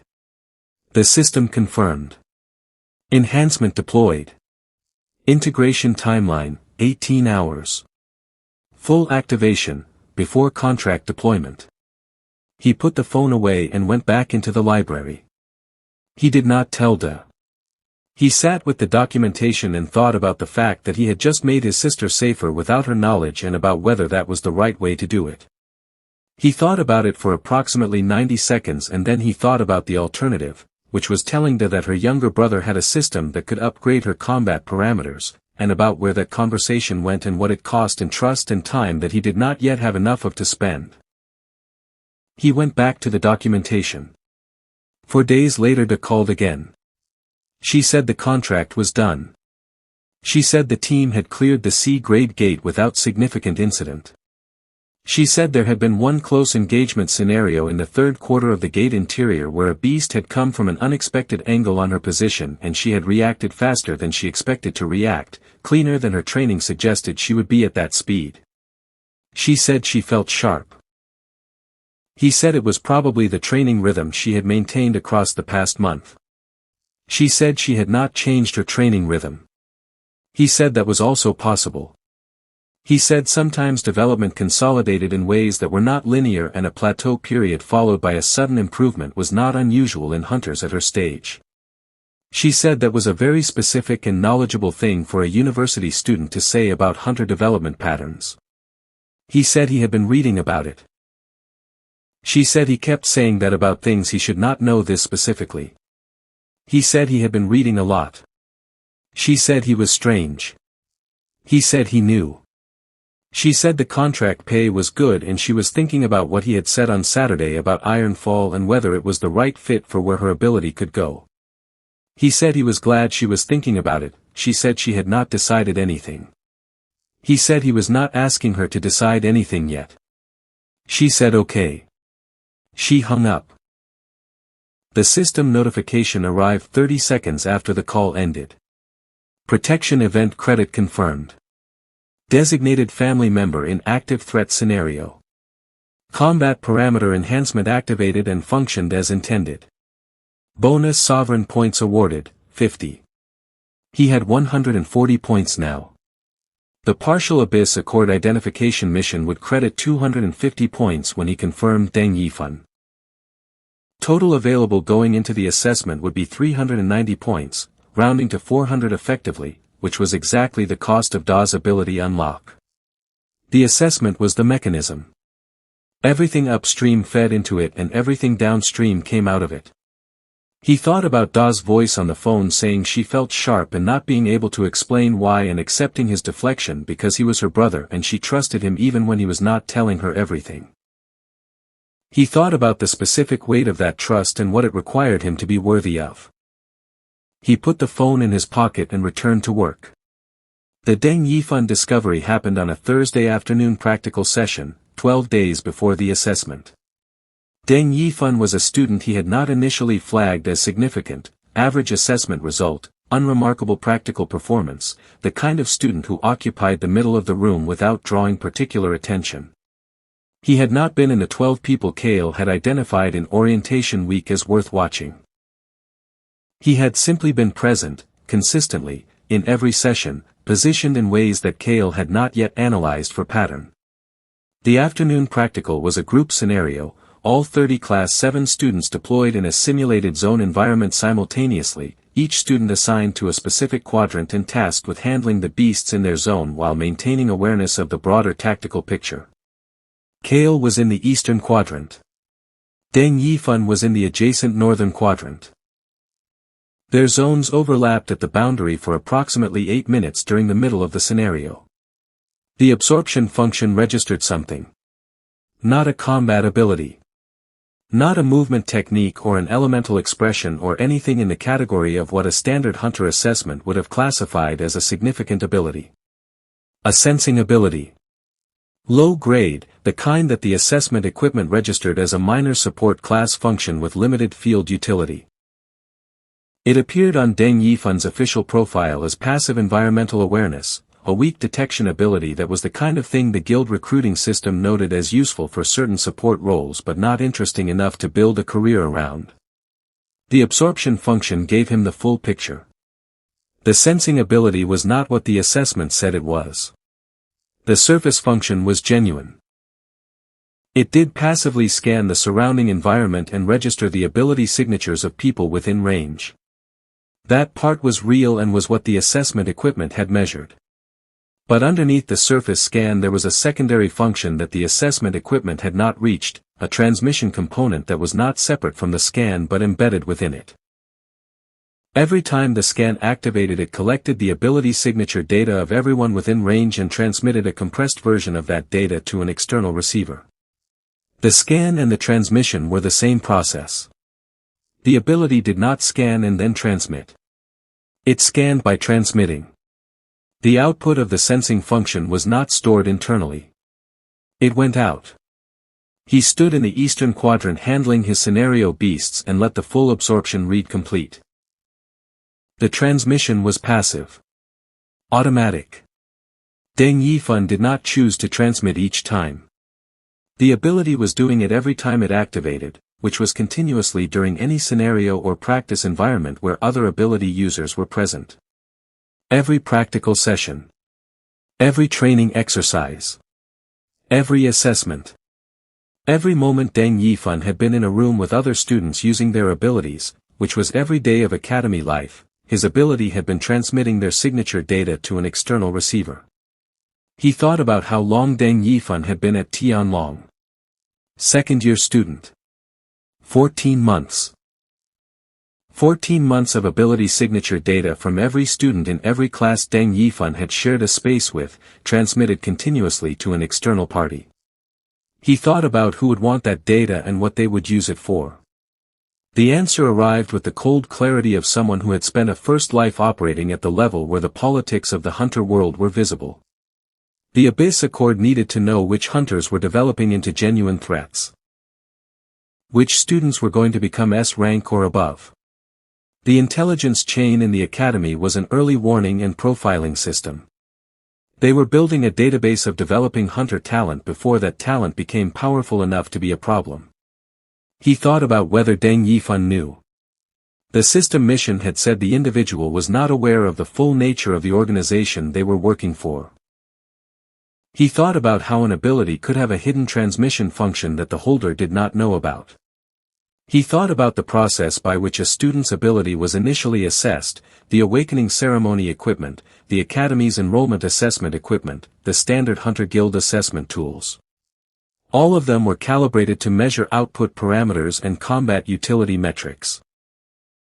None of them were designed to detect a secondary function that was passive and non-output based and embedded within the primary function rather than existing separately from it. Deng Yifan had been told his ability was passive environmental awareness. He had been told the truth about what his ability did and not told about what his ability was doing with what it collected. Someone had designed his ability that way. He filed this and finished the scenario. He needed confirmation before he acted on it. One absorption read was information. 2 more would be confirmation. He watched Deng Yifan across the next 2 days. Thursday and Friday. 2 more practical sessions where their proximity was sufficient for the absorption function to reread the ability. Both times the same read. The transmission component was consistent, activating every time the scan activated, transmitting in the same directional signature each time. Consistent meant confirmed. He thought about where the transmission went. The directional signature was something the absorption function gave him as part of the read, a rough bearing based on the transmission's orientation. He had 3 data points now, 3 sessions in different locations on campus where the absorption had given him a bearing. He pulled up the campus map on his phone and sketched the 3 bearing lines mentally. They converged on a point south-southwest of the academy campus. He thought about what was south-southwest of the academy at the distance those bearings suggested. 2 kilometers approximately. Commercial district. Mixed-use buildings, the kind that housed small businesses and professional offices and the kind of organizations that existed in a hunter-adjacent economy without being directly part of the guild structure. He did not go there yet. He filed the location and continued building. He needed the assessment first. He needed the points from the assessment and the partial Abyss Accord identification credit before he had the resources to deploy what the situation required. Going to that building with nothing to show except an F-rank assessment result and a theoretical trajectory was going to produce nothing useful. Patience was the tool. He had 63 years of evidence that patience was the tool. The week before the assessment he trained with Su Peng twice outside the formal schedule. They used one of the academy's evening training rooms, 2 hours each session, and the dynamic that had started in the movement scenario developed into something more structured. Su Peng brought stone element output that was controlled and powerful, the ability to reinforce terrain features, create defensive structures in seconds, and deliver physical strikes with force multiplied by ability activation. Kael brought tactical direction, the specific kind of direction that came from having fought in hundreds of gate environments across a first life, from having read thousands of combat scenarios and learned the difference between what worked in theory and what worked when the beasts were actually there. They were different from each other in ways that made them better together than apart. Su Peng learned faster when he understood the reasoning behind the tactical choice rather than just the tactical choice itself. He would ask why in the middle of a drill and Kael would explain the reasoning and Su Peng would incorporate the reasoning into his own framework so that the next time a similar situation arose he was not following a direction but applying an understanding. That was the difference between someone who was trainable and someone who was developable. Su Peng was developable. Lin Fang appeared at the second training session uninvited. Not intrusively. She knocked on the training room door and said she had heard from someone that the room was in use for non-scheduled training and she wanted to know if she could observe. Su Peng looked at Kael. Kael looked at Lin Fang. He said she could observe. He said if she wanted to participate she was welcome to. She said she would start with observing. She observed for about 20 minutes and then she stopped observing. She had a plant element ability that the standard curriculum taught as a direct growth and entanglement type, useful for slowing beasts and creating physical obstacles. The curriculum was not wrong about what the ability could do. It was wrong about what the ability was for. Plant element in real gate environments was not primarily an obstacle tool. It was a terrain control tool. The ability to rapidly modify the physical structure of an environment, to create cover where there was none, to redirect beast movement patterns without direct engagement, to set conditions that made the engagement advantageous before the first strike was thrown. That was what plant element actually was, and the standard curriculum was not teaching it because the standard curriculum was built around individual output metrics and terrain control was not an individual output metric. He showed her. He walked her through a basic terrain control application using one of the training room's simulated scenarios, directing her ability into a configuration the curriculum had never suggested. She tried it and something happened in her expression that he had seen before. He had seen it in the first life when he had taken someone who had been told their ability was one thing and shown them it was something else. The specific expression of someone discovering that the ceiling they had been operating under was not the ceiling of the ability but the ceiling of the instruction they had received. She did not leave the training room that evening until they finished. She did not formally join anything. She did not ask to be included in whatever Kael was building. But she came back for the second training session without being asked and she trained with a focus that was different from the focus of someone who was trying to keep up. It was the focus of someone who had found the thing they were supposed to be doing and was doing it that he noted this and said nothing about it directly. The foundation was building. Sunday evening between 7 and 7:15 he submitted his pre-assessment intake form on the student portal. At 7:08 Su Peng submitted his. At 7:12 Lin Fang submitted hers. He had not told her about the algorithm. She had apparently figured it out herself, which meant she had read the same technical documentation he had read, which was not a surprise given the quality of thinking she had demonstrated across the week. He noted this too. Monday the system generated a partial mission credit notification.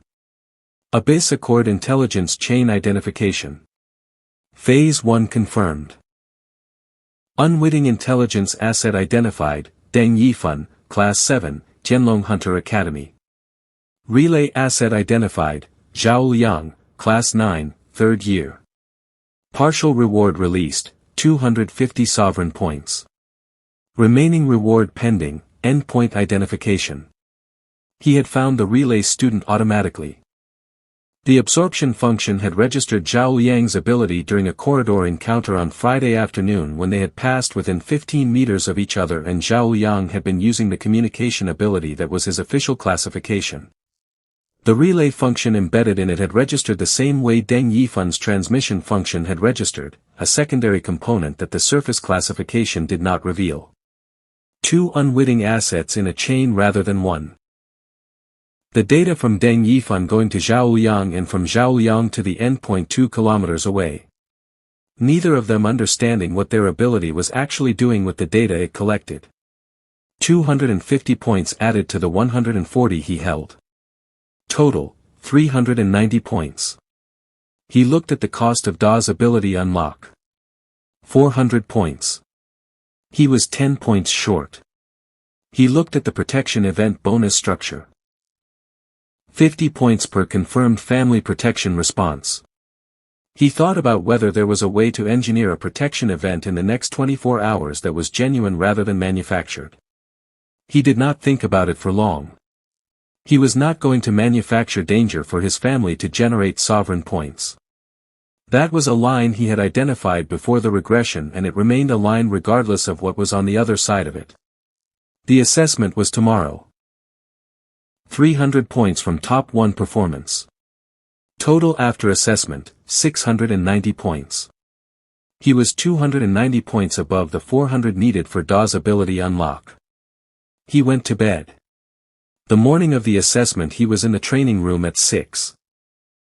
The room was empty at this hour, the way it was always empty when he arrived, the fluorescent lights coming on with the specific quality of institutional lighting that had been calibrated for utility rather than atmosphere, the kind of light that simply showed you what was there without comment. He ran through the assessment scenarios in his mind. Solo beast encounter first. He had calibrated his performance ceiling for this scenario at the level of an exceptionally developed early second-month F-rank student showing tactical application that exceeded his output level. Clean, efficient, above expectation but within the frame of what hard work and natural aptitude could explain. Team coordination with Su Peng. The intake form submission had set the probability at 70%. He was going to operate as though the pairing was confirmed because preparation required commitment. Their 2 training sessions had produced a coordination dynamic that was going to show in the scenario in ways the assessment panel had not seen from a pair with their combined official ranking. He knew what Su Peng would do in each scenario phase, and Su Peng knew how to read his tactical direction in real time. They were going to perform above their combined ceiling in a way that looked like excellent coordination between 2 students who had done the work to develop it, tactical decision scenario last. This was where the gap between him and everyone else in the class was going to become undeniable. The scenarios were designed to have no clean answer, situations where the standard trained response was the safe choice and the right choice was something else. He was not going to take the safe choice. He was going to read the actual variables in the scenario and make the actual decision, and the assessment rubric was going to give him full marks for something it had not been designed to expect. He was going to place first. He stood in the center of the training room and felt the 19-year-old body, 2 months of correctly sequenced development producing a foundation that was ahead of the conservative projection he had set on orientation morning.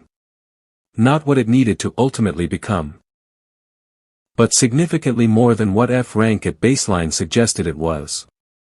He thought about the building 2 kilometers away sitting in the commercial district south-southwest of the campus. He thought about his father's worksite schedule in the Huarun district. He thought about the sleeping in her apartment not knowing that when she woke up tomorrow morning the world was going to feel different. He thought about Chen waiting 4 months with the patience she had chosen to give him.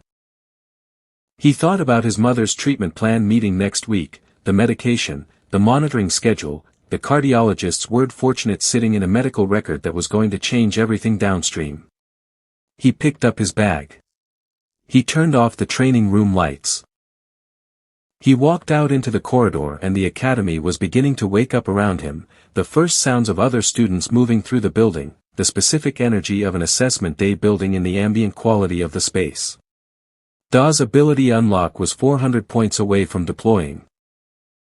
The building 2 kilometers away was where he was eventually going to go, and what he was going to find there was part of the thread that led back to the people who had killed his father in the first life. The assessment was today. Everything else followed from it. He walked toward the assessment hall and did not look back.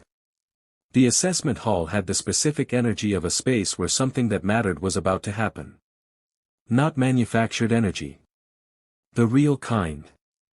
The kind that came from 30 students who had spent 2 weeks preparing for something and were now standing in the corridor outside the hall with the particular quality of people who were done preparing and were ready to find out what the preparation had produced. Some of them were talking in the way people talked when they were managing nerves through sound. Some of them were quiet in the way people were quiet when they had already had the internal conversation they needed to have and were done with it.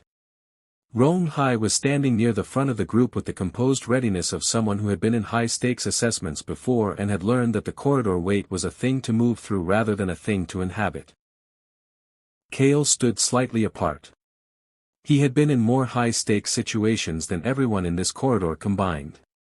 He knew what the corridor wait felt like from the inside, and he knew that the only thing it was useful for was letting the preparation settle into the body rather than keep running through the mind. He had done the preparation. It was settled. He stood and waited, and when the doors opened he walked in with the same quality he brought to every space he entered, attentive, unhurried, already reading the room before he was fully inside it. The assessment format ran in sequence. Each student pair was called in rotation through the 3 scenario types. Solo beast encounter first, then team coordination, then tactical decision. The scoring panel of 3 senior instructors sat at an elevated observation platform with the full data overlay running, ability output measurements, timing metrics, tactical decision quality ratings, all of it recording continuously from the moment each student's scenario began. He watched the first 6 pairs run their scenarios from the waiting area. The solo beast encounter was revealing in the specific way that individual scenarios always were, stripping away the coordination elements and showing the raw relationship between a student and their ability. The high-rank students performed with the clean efficiency of well-developed abilities properly directed. The mid-range students performed with the competence of people who knew their ability well but had not yet found the edges of what it could do.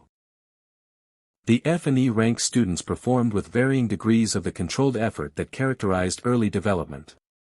He noted the scoring panel's reactions to each pair. The reactions were professional and consistent.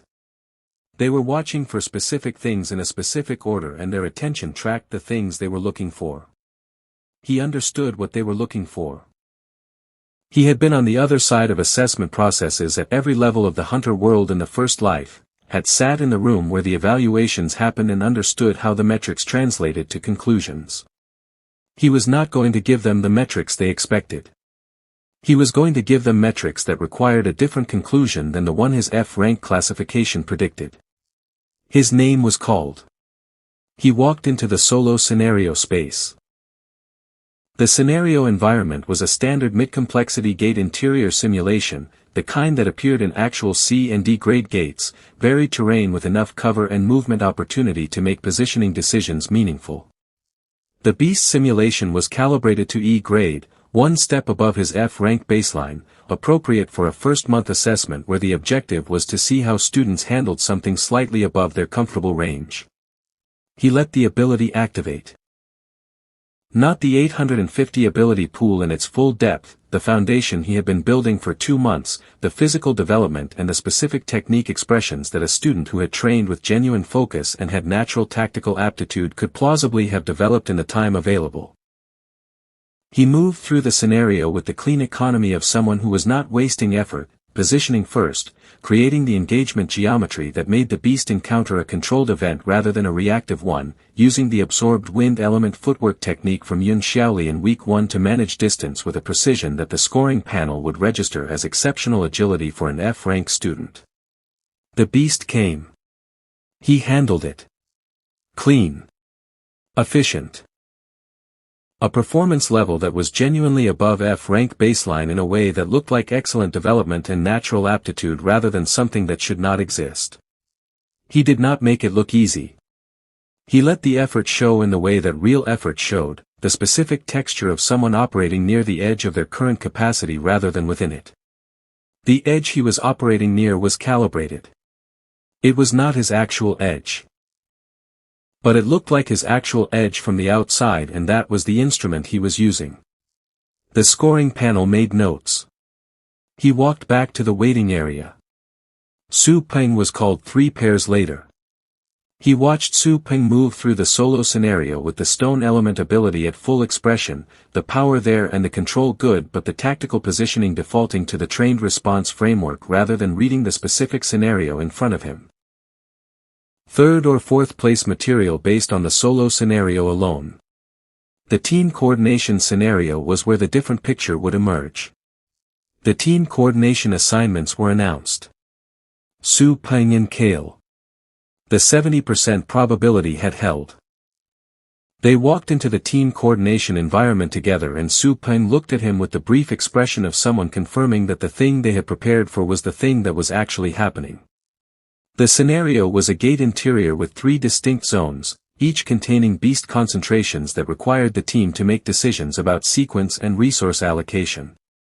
Which zone to approach first? How to handle a beast concentration that was too large for one member of the pair to manage alone. How to position relative to each other so that their respective abilities complemented rather than interfered. Standard teams at their combined ability level would approach the nearest zone first, clear it, move to the second, clear it, and address the third with whatever resources remained. That was the trained response. It was not wrong. It was just not optimal, because the nearest zone and the easiest zone were not the same zone and the standard approach prioritized proximity over efficiency. He said to Su Peng quietly as they entered, far left zone first. Su Peng looked at the layout. He understood immediately. The far left zone had the smallest beast concentration but the highest mobility environment, terrain that would amplify Su Peng's stone element control significantly by giving him more material to work with. Clearing it first with amplified output would give them a time advantage that the standard approach of clearing the nearest zone first would not produce. Su Peng said far left. They moved. The coordination they had developed across 2 training sessions outside the formal schedule was visible from the observation platform in the specific way that coordination was visible when it was real rather than rehearsed. They were not performing coordination. They were coordinating, which looked different, the difference between 2 people executing a plan they had agreed on before entering and 2 people reading each other in real time and making adjustments based on what the other person was doing. The second thing was what they were doing. It produced a different quality of movement through the scenario, a responsiveness that made the pair look significantly more capable than their combined official ranking suggested. The scoring panel had stopped making routine notes. They were watching. He felt it without looking at them. The specific shift in the quality of attention a room gave something when it moved from processing to observing.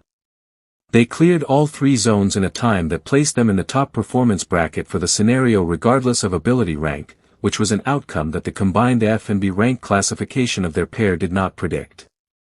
They walked back to the waiting area. Su Peng said nothing. He just nodded once, the nod of someone who had done something they were satisfied with and did not need to discuss it further. The tactical decision scenario was last. He entered alone. The scenario presented a gate environment with a complex situation, the kind that had no clean answer. A beast concentration blocking the primary exit route. A secondary exit available but requiring traversal of unstable terrain. 2 simulated hunter NPCs in the scenario representing teammates who were injured and mobile but not combat effective. Timer running from the moment the scenario loaded, representing the gate's destabilization countdown. The standard trained response was the secondary exit. Take the longer safer route, accept the terrain risk as preferable to engaging the beast concentration with reduced combat effectiveness, exit before the timer ended. Most students would take the secondary exit. He looked at the scenario for 4 seconds. He read 6 variables simultaneously. The beast concentration's behavioral pattern, which was territorial rather than aggressive, meaning it was holding position rather than actively pursuing. The unstable terrain on the secondary route, which at the current timer reading would deteriorate further before they could complete the traversal. The injured simulated teammates' mobility rating, which was sufficient for a specific movement pattern that the primary route allowed but the secondary route did not. The timer. The beast concentration specific positioning. The one feature of the primary route that the standard response dismissed as irrelevant because the standard response was not looking at it. There was a gap. Not in the beast concentration's physical formation. In its behavioral logic. A territorial beast concentration with that specific positioning and that specific behavioral pattern had a response threshold. If approached from a specific angle with a specific movement pattern that registered as passing through rather than engaging, the behavioral logic would not trigger an aggressive response. The gap was not obvious. It was the kind of gap that only appeared when you were reading the beast's behavior rather than its position. He took the primary route through the gap. The simulated beast concentration did not trigger. He reached the exit with the simulated teammates in a time that was 43 seconds faster than the secondary route would have produced and without the terrain risk that the secondary route carried. He walked out of the scenario. One of the scoring panel instructors said something to the other two in a voice that was not intended to carry but that the silence of the assessment hall allowed him to hear from the exit point. She said she would have done exactly that. Results were posted at 6 that evening on the student portal. He was in the library when the notification came through. He opened the portal on his phone and looked at the Class 7 assessment results. First place, Kael Shen. Second place, Rome High. Third place, Su Peng. He looked at his name at the top of the list for a moment. The system notification arrived simultaneously. Mission complete. Class 7 Practical Field Assessment Top 1 Placement. Reward, 300 sovereign points credited. Total sovereign points, 690. He navigated to the upgrade function. DA's ability unlock. 400 points. He had 690. He designated DA. He selected the secondary fire compression technique, the ability her profile contained but had never been able to express because the standard guild training curriculum did not teach the pathway that accessed it. He deployed the upgrade. System confirmed. Ability unlock deployed. Integration timeline, overnight. Full activation, morning. He put the phone in his pocket and walked home. DA called at 7:14 the next morning. He was in the middle of his training session, the 6 o'clock routine that had not varied since orientation morning. He stepped off the training platform and answered. She did not say hello. She said, "What did you do?" Her voice was not angry. It was the voice of someone standing in the middle of something that was too large for the usual frameworks and was trying to find the right question before she committed to the wrong one. He could hear her breathing, slightly faster than normal, the specific quality of a hunter whose ability had just done something unexpected and whose body was still processing the event. He said, "Good morning." She said, "Do not good morning me." She said her fire element just produced a technique she has never been able to do in 3 years of training and she wants to know what is happening. He said, "What did it feel like?" She said it felt like she had been breathing through a small opening her whole life and someone had just removed the wall it was set in. He thought that was an accurate description of what an ability unlock felt like from the inside. He said he was glad it felt that way. She said, "Kael." He said yes. She said she wants an explanation. He said end of semester. She said he keeps saying that. He said he knows. He said end of semester is 4 weeks away and he is asking her to train with the new technique privately and not show Ironfall what she can do with it until they have talked properly. She said why not show Ironfall? He said because what she could show Ironfall now was going to change their assessment of her value to the guild and he did not want that assessment revised until she was in a position where it worked to her advantage rather than theirs. She was quiet for a moment. She said that was either a very smart thing to say or a very suspicious thing to say. He said he was hoping for both. She said fine. She said end of semester and she was not extending the deadline and she was not accepting end of semester to mean some vague point in the future. She said she was coming to his apartment on the last day of semester and he was going to explain everything. He said that worked. She hung up. He went back to the training platform and finished the session. The Champion League qualification round placement changed his visibility at the academy in a way that the Class 7 assessment result had started but not completed. Placing first in a homeroom assessment was notable. Qualifying for the Champion League main bracket as an F-rank student was something else. The fact of it traveled through the student body faster than any official announcement, carried by the specific momentum of information that contradicted the expected order of things. People talked about contradictions. They processed them out loud in the corridors and the training areas and the library and the cafe near the eastern gate where students gathered between sessions. He was the thing being processed. He managed his visibility the way he had managed everything in the 2 months since orientation, with the specific patience of someone who understood that the story the world was building about him needed to be shaped rather than left to form on its own. He was not arrogant about the assessment result. He was not performatively humble about it either. He was simply what he had been from the first day, attentive, direct, doing the work, which was the only presentation that produced the kind of credibility that was durable rather than the kind that was temporary.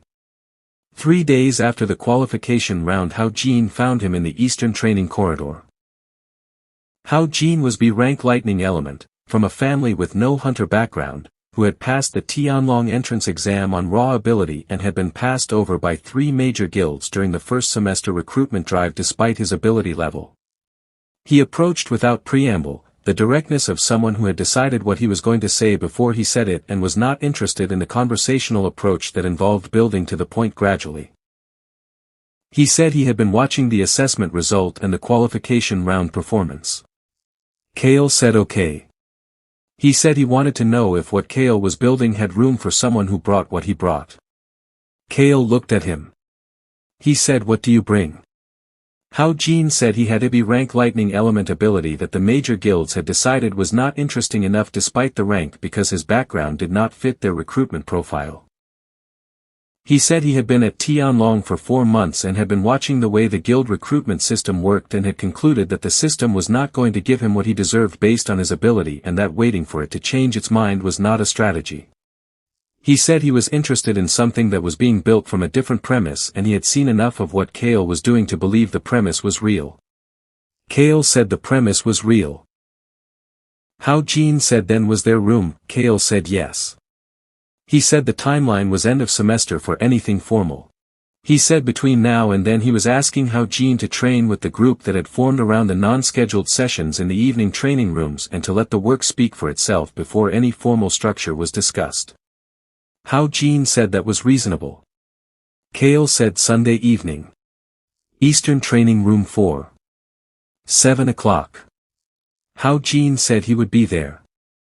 He walked away with the direct unhurried energy of someone who had gotten what they came for and was done with the conversation. Kael watched him go and thought about the dozens of people with Hao Jin's profile he had recruited in the first life, the ones the system had filtered out not because of ability but because of origin, who had consistently been among the most loyal and most motivated members of every organization they joined because they understood viscerally what it meant to have a door open for them that should already have been open. Rong Hai found him later that same day. He came to the Eastern Corridor not with the direct purposefulness of Hao Jin but with the more measured quality of someone who was approaching a conversation they had been thinking about for several days and had decided was necessary but wanted to conduct carefully. He was not hostile. He was not resentful in the obvious way. He was in the specific state of someone who had had their expected position disrupted by something they had not anticipated and who had the character to respond to that disruption with curiosity rather than defensiveness but who was still working out what curiosity looked like in this specific situation. He said the tactical decision scenario in the assessment. He said he had looked at the scenario parameters after the results were posted and he had understood the decision Kael had made and why it was correct but he had not seen the option when he was in the scenario himself. Kael said what had he chosen? Rong Hai said the secondary exit. He said it was the obvious safe choice and he had not questioned it because the trained response framework presented it as obviously correct. Kael said the trained response framework was correct about what was safe. He said it was not wrong about that. He said it was just not asking the right question, which was not what was safe but what was optimal given the specific variables of the specific scenario rather than the general category of scenario that the framework was trained on. Rong Hai said, how did you see the gap in the beast concentration's behavioral logic?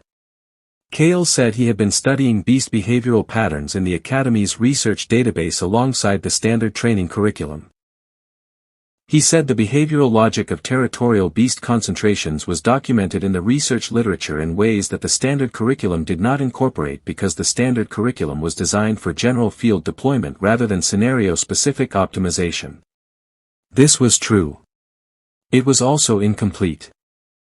The research database had given him confirmation of something he already knew from 63 years of fighting in actual gate environments. He was presenting the confirmation as the source. Rong Hai said that was a very specific area of study for a first-semester student. Kael said he found it interesting. Rong Hai looked at him for a moment. He said his technique and output were excellent and the gap in the assessment was not about his ability level. He said the gap was about a different kind of preparation that he was going to work on. Rong Hai said he appreciated that. He said he was going to look at the research database. Kael said he thought that was worth doing. Rong Hai nodded once with the specific quality of someone who had finished the conversation they had needed to have and was satisfied with where it had landed. He was not an ally yet. But the thing that had been produced by the conversation was not nothing. It was the beginning of a mutual respect that did not have a direction yet but that was going to acquire one eventually.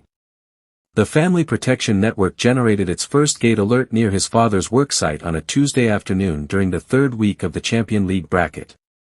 He was between sessions when the notification came through on his phone. He stopped in the corridor and read it. Family Protection Network Alert. Shenwei. Location: Huarun District, Northern Sector, Worksite Gamma 7. Elevated gate activity detected in adjacent sector, Eastern Quadrant. Current threat level to designated family member, low. Monitoring active. Update frequency, 15 minutes. Low. Not none. He stood in the corridor and read the notification 3 times and felt the timeline he had been operating inside shift slightly. Not dramatically. The alert was low threat level and his father was at a worksite rather than on the street. The actual incident in the first life had occurred on a residential street in the district rather than at a worksite. This was not that incident. But the pattern of elevated gate activity in the adjacent sector of the Huarun district was not random ambient variation. It was the pattern he had been tracking in the district incident database since he pulled it on his first Tuesday in the city. The pattern was intensifying faster than the first life timeline had suggested it would at this point. He thought about this carefully. Then he opened the system treasury and navigated to Commercial Hunter Services. He found the private gate monitoring subscription service that major guild families used for personal early warning on gate activity near properties and people they wanted protected outside the standard guild response system. He purchased a 12-month subscription for the Huarun district and directed the alert output to his phone. The subscription cost was meaningful but not significant relative to the treasury balance. He thought about his father. He thought about the first life.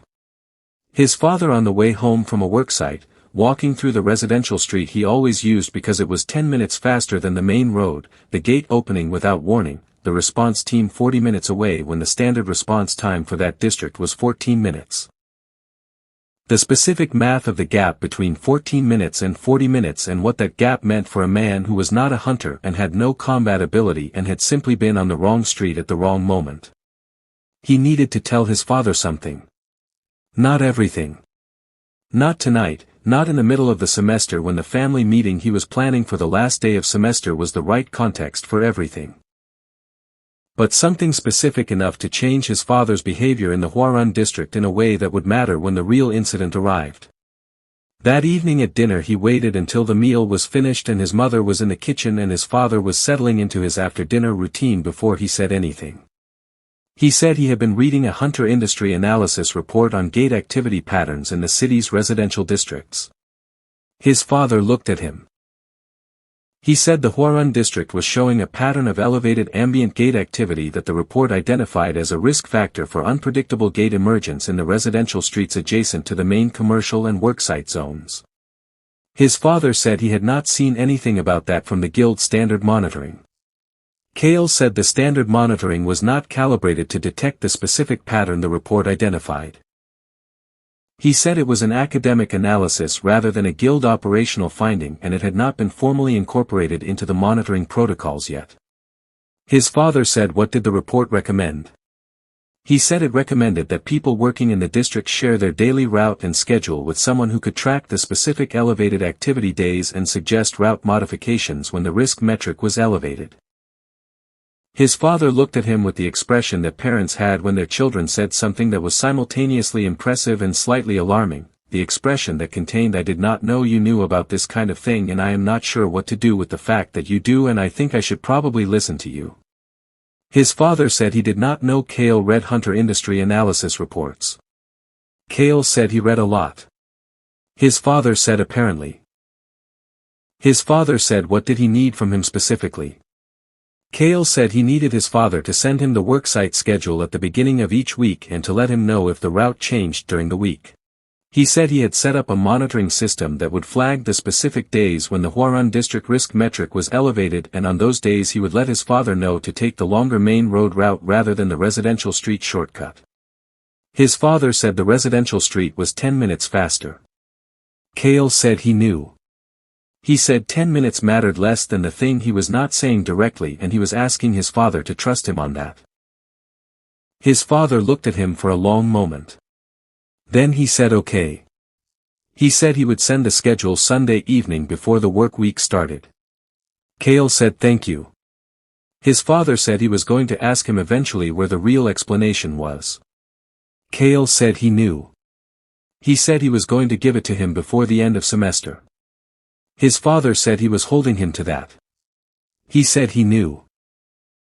The Champion League bracket ran across 3 weeks and he advanced through it with the same managed precision he had applied to the Class 7 assessment, each round showing slightly more than the previous one, the performance ceiling rising incrementally in a progression that looked like exactly what it was supposed to look like, a student developing rapidly under competitive pressure, each round pushing him further than the last because competition at increasing levels of difficulty was pulling the development rather than the development being demonstrated in a vacuum.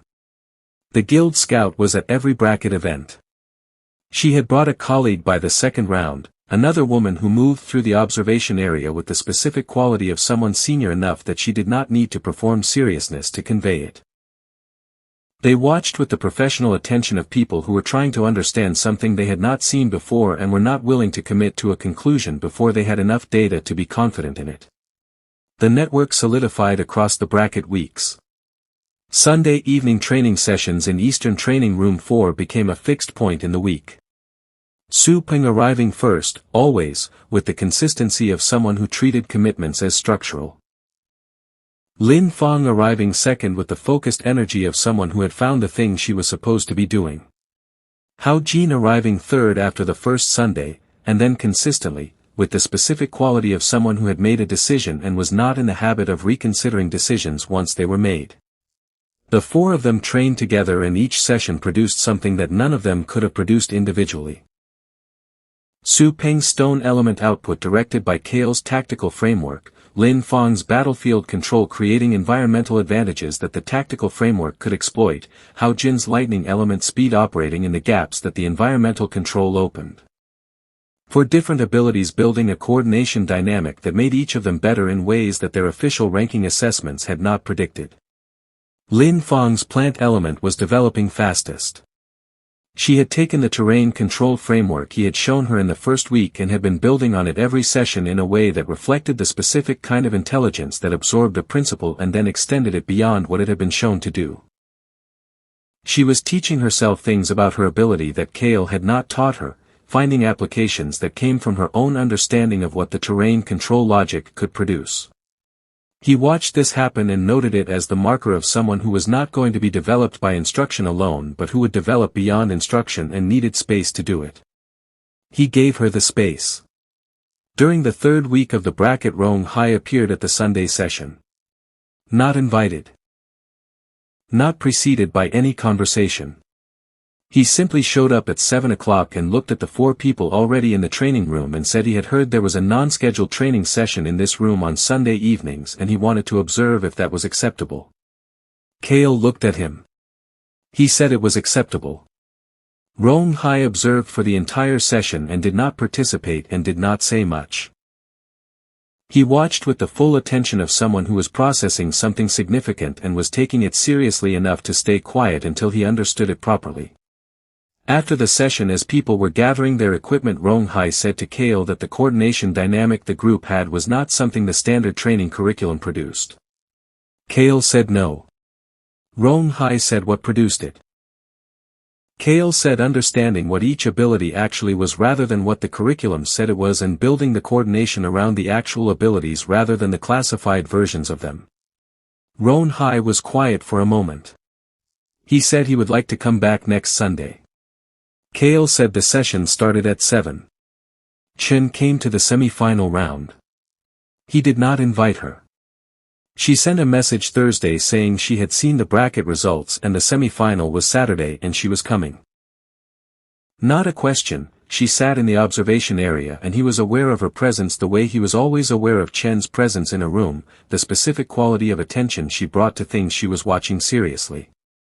She did not wave. She did not signal. She watched. He moved through the semi-final scenario against an A-rank opponent from a different homeroom, a girl named Dai Shu whose wind element ability was fast and precise and whose tactical thinking was good enough that the engagement required him to show more than he had shown in the earlier rounds. He raised the calibrated ceiling. Not to his actual limit. But higher than the previous bracket rounds had shown, high enough that the fight was genuinely close before the tactical decision in the final phase produced the result. He won. He was in the final. Chen found him after the observation area cleared.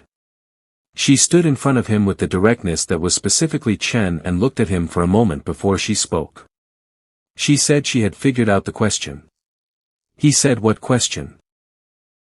She said the question she had not known how to ask at their Tuesday dinner 3 months ago. She had said then that she would figure out the question eventually. She had figured it out. He waited. She said the question was not what happened to him. She said that was the wrong question because what happened implied a single event and what she was looking at was not the result of a single event. She said the question was how long ago it happened.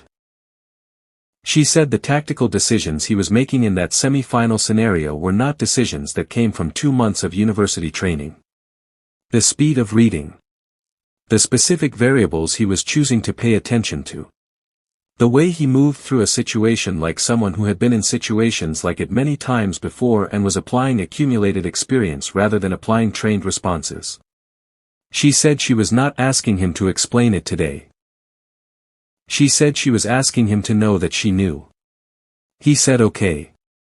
She said she had one question she was asking. He said go ahead. She said was the family safe? He said that was what he was working on. She looked at him.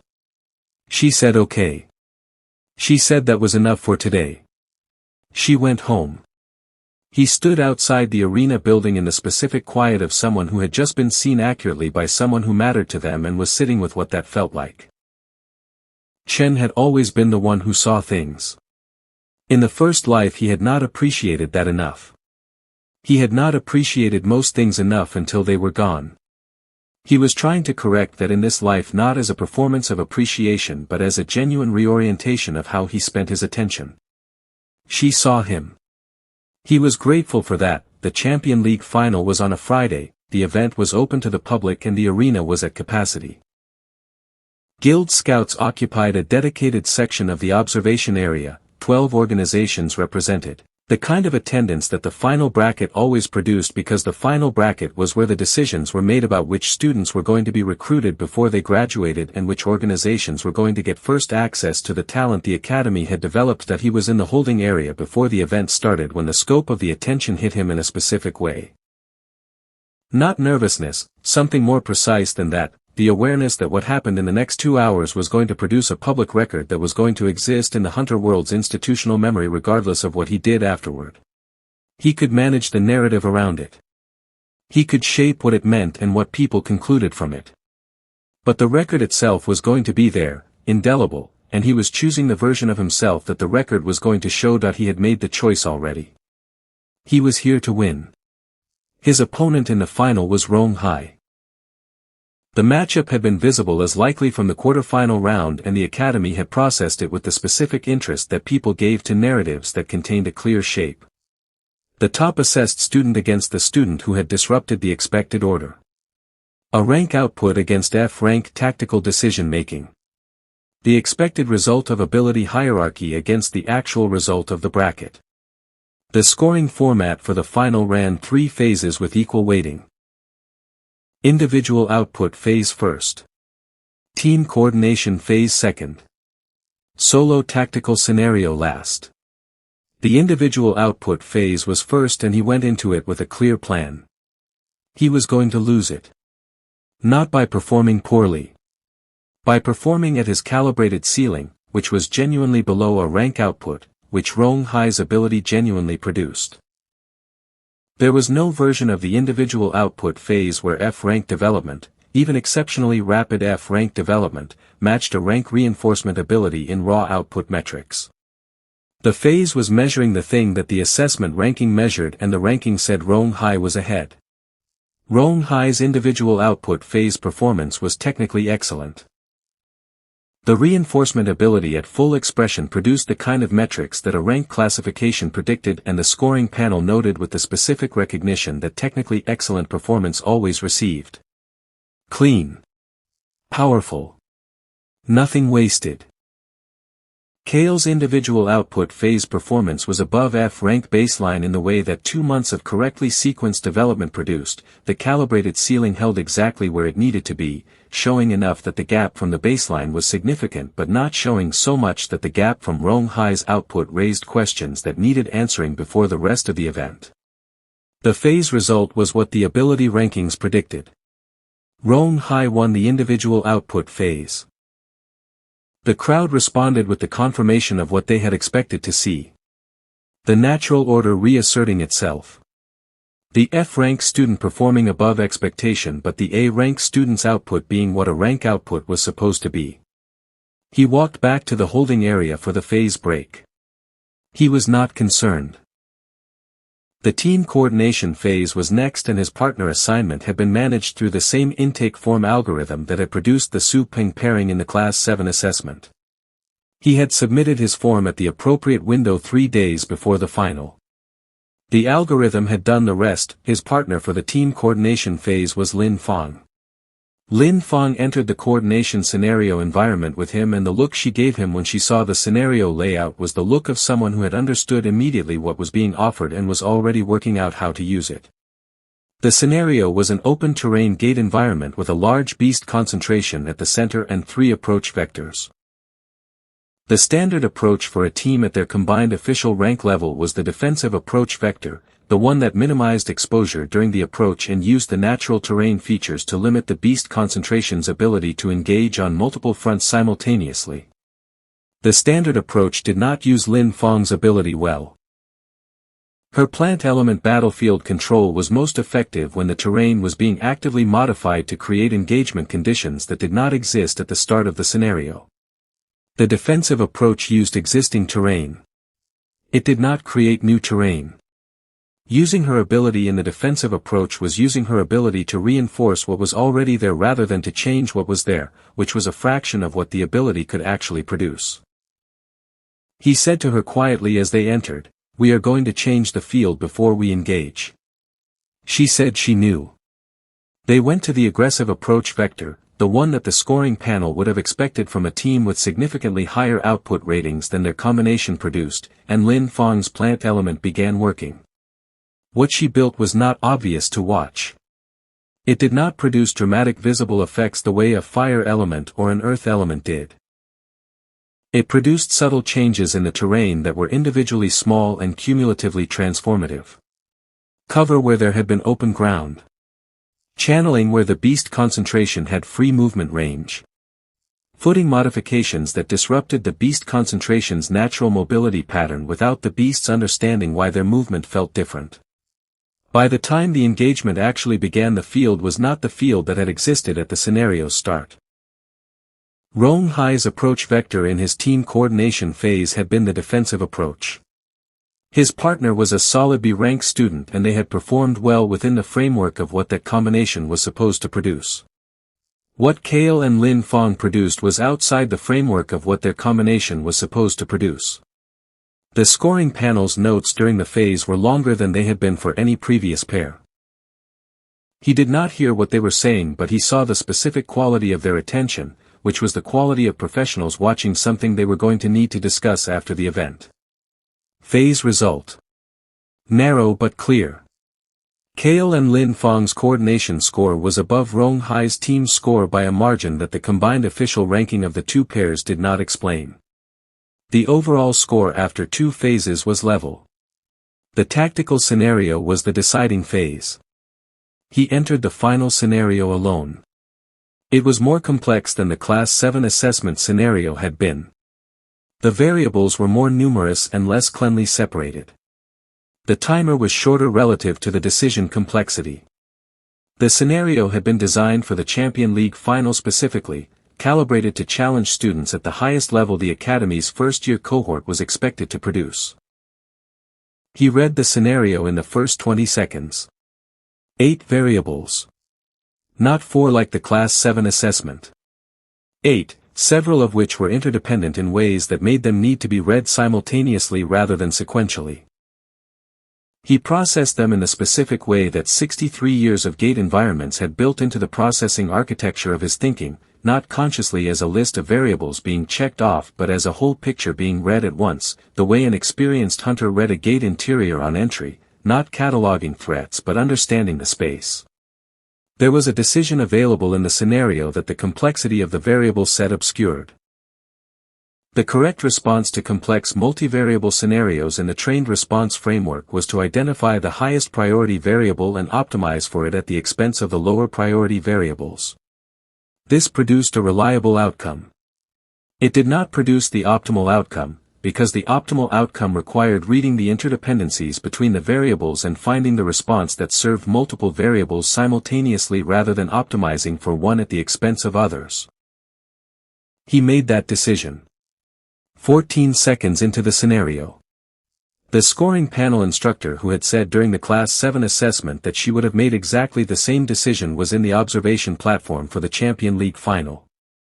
He heard her, in the moment after his decision committed in the scenario, say something to the instructor beside her. He did not hear the words this time. He heard the tone. It was the tone of someone whose assessment had just been confirmed. He completed the scenario. He walked out. The arena was quiet for approximately 4 seconds. Then it was not quiet. The sound that an audience made when something happened that their framework had not prepared them for was different from the sound they made for excellent performance. Excellent performance produced appreciation. This produced something that needed a moment to become itself, the collective processing of a result that required a different framework than the one that had been running. He stood in the arena and waited for the announcement, Champion League final result. First place, Kael Shen, Class 7, first year. The announcement continued saying additional things about the historical significance of the result, but he was not listening to those parts. He was watching Rong Hai walk across the arena floor toward him. Rong Hai extended his hand. He said it was a good fight. He said the tactical decision in the final scenario was something he was going to think about for a long time. He said he did not yet understand how Kael had made that decision in 14 seconds, but he was going to spend the time understanding it. Kael shook his hand. He said Rong Hai's output and technique were genuinely excellent and the margin in the final was not about ability level. Rong Hai said he knew. He said that was exactly what he was going to think about. The Guild Scout pushed through the crowd that was converging on the arena floor with the specific focus of someone who had a narrow window to have a conversation before the window closed. She said her organization wanted to discuss a formal recruitment conversation. She said F-rank classification or not the Champion League result was a data point they could not ignore, and she was authorized to offer terms that reflected the performance record rather than the assessment classification. He said he appreciated that. He said he was not currently considering external affiliations, but he wanted to maintain the relationship because his situation was going to evolve over the coming semester. She said that was not a no. He said it was not a no. She said she would be in touch. He stood in the arena with the crowd processing around him and the system notifications arriving. Champion League winner performance bonus, 500 sovereign points. First F-ranked Champion League winner in recorded Academy history visibility bonus, 200 sovereign points. Total new points, 700. Combined with the 290 he held after Da's ability unlock deployment. Total, 990 points. He needed 1000 for a full rank advancement. He was 10 points short. He opened the upgrade function and looked at the cost breakdown. Full rank advancement, D to C, 1000 points. Full rank advancement, C to B, 1000 points. He was 10 points short of deploying either one. He thought about this. Then the Family Protection Network generated a notification. Shenwei. Huarun District Worksite. Minor route deviation detected. Elevated gate activity in adjacent sector increased to moderate. Family member routed past elevated activity zone. Responding to previous route guidance. Threat averted. Protection event credit, 50 points. His father had taken the longer main road route today because of the conversation 3 weeks ago. The route deviation had moved him away from an area of moderate gate activity. The protection event credit had just landed. Total, 1040 points. He stood in the arena and felt the number land. He designated the full rank advancement, D to C. He deployed it. He designated Chen. Full rank advancement, C to B. He deployed it, both sisters. Same evening. Both of them going to wake up tomorrow morning in a different relationship with their own ability than the one they had gone to sleep with. The system confirmed both deployments. He put the phone in his pocket. He looked at the arena around him, the crowd and the scouts and the instructors and the second-year and third-year students who had come to watch and the faculty members from the academy and the guild representatives and the cameras from the live stream and all of the apparatus of the hunter world turning its attention toward a result it had not predicted. He thought about what tomorrow morning was going to sound like when both of them called him. He walked home through the city in the early evening light, the gate monitoring signs cycling through their updates, the Huarun district showing the elevated activity that the private monitoring subscription was tracking independently of the standard guild system. He walked and thought about the last day of semester 4 weeks away and the conversation he was going to have with his family when it arrived. He had been waiting to tell them since orientation morning. Not because he had not wanted to. Because he had needed to have something real to show them before he said it. Walking into that apartment in the first week and telling 4 people who did not know anything had changed that their youngest member had died and come back with a system and a plan was not the conversation that worked. Telling them after a semester of demonstrated action, with the evidence of what he had been doing visible in all of them, was the conversation that worked. He had the evidence now. His mother's cardiac condition was in early stage treatment. His father was sharing his schedule and modifying his routes. Da had an ability unlock that had opened her fire element beyond what 3 years at Ironfall had produced. In a few hours she was going to have a full rank advancement. Chen had an end of semester option she had been patient enough to wait for. In a few hours she was going to have a full rank advancement and understand why the option was real. 4 weeks. Da called at 7:08 the next morning. She did not say hello. She said, "What did you do?" He said, "Good morning." She said he needed to stop saying good morning like he did not know what she was calling about. He said, "What was she calling about?" She said she was a C rank hunter this morning and she was a D rank hunter last night and she would like an explanation for that. He said she could feel the difference. She said she could feel the difference the way you could feel the difference between a ground floor apartment and standing on a rooftop. She said her ability had not just improved. It had reclassified. The output level, the control resolution, the technique range, all of it operating at a tier that took hunters years of field work to reach from D rank. He said he was glad she could feel it. She said, "Kael." He said yes. She said she was coming to his apartment on the last day of semester and she was bringing Chen. He said Chen already called her.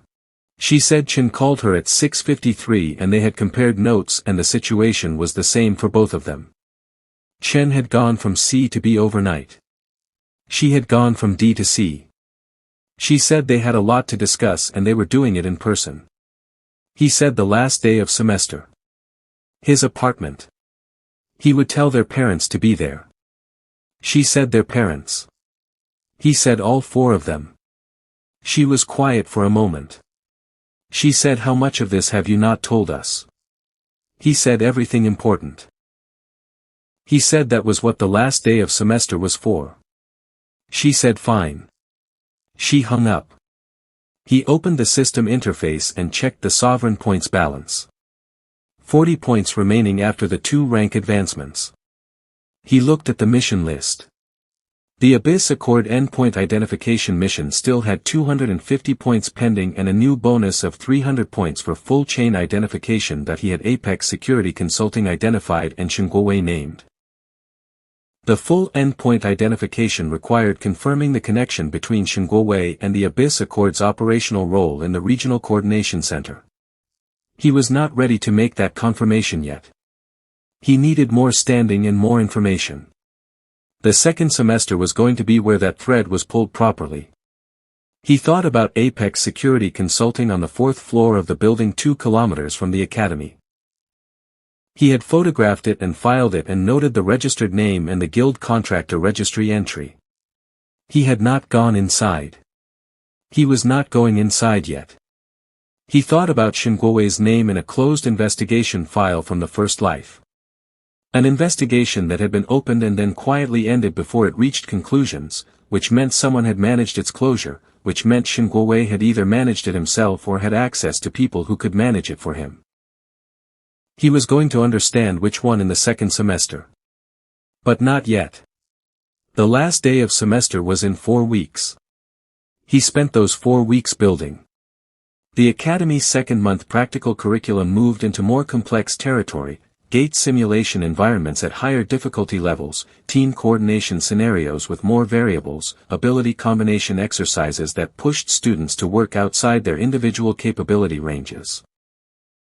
He performed at a consistently higher ceiling than the one he had used in the first month, the progression that the Champion League result had made necessary, keeping the visible trajectory on the upward line that the result had established.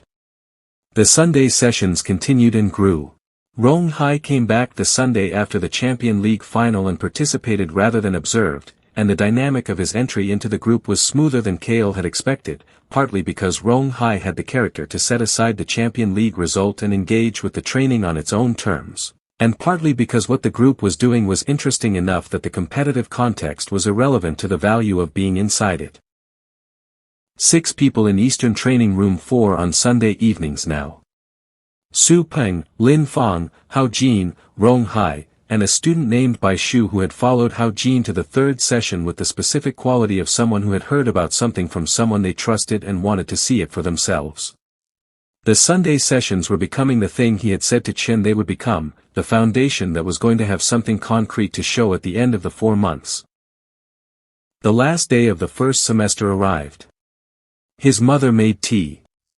His father came from the worksite early, still in his work clothes because he had not stopped to change, which was his father understanding without being told that being present mattered more than being presentable.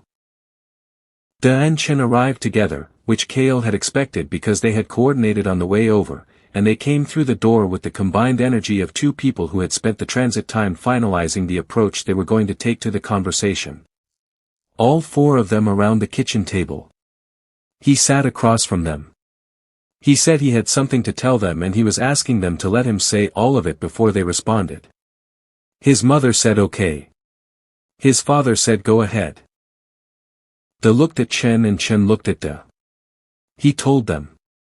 Not the system interface mechanics. Not the sovereign points or the ability pool or the specific numbers. The truth that was underneath all of the mechanics, the thing that was the actual explanation for everything they had observed across the 4 months. He had memories of a future that did not go the way it needed to go. He told them what had happened to each of them in that future. His father on a residential street in the Huarun district on an ordinary evening on the way home from work. His mother's cardiac condition going undetected until it was significantly more advanced than the stage at which it had been caught now. At 26 taking a contract she should not have taken alone because the family needed the income and no one was behind her development the way they should have been. Chen at 24 in a gate collapse with a team that was not strong enough and not well enough supported. He said all of it plainly.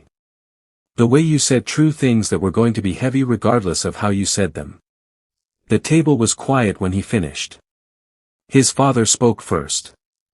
He asked one question. He asked whether it was fixable. Kael said yes. He said that was what the last 4 months had been. His mother reached across the table and put her hand on his. He looked at her hand on his and thought about the first life.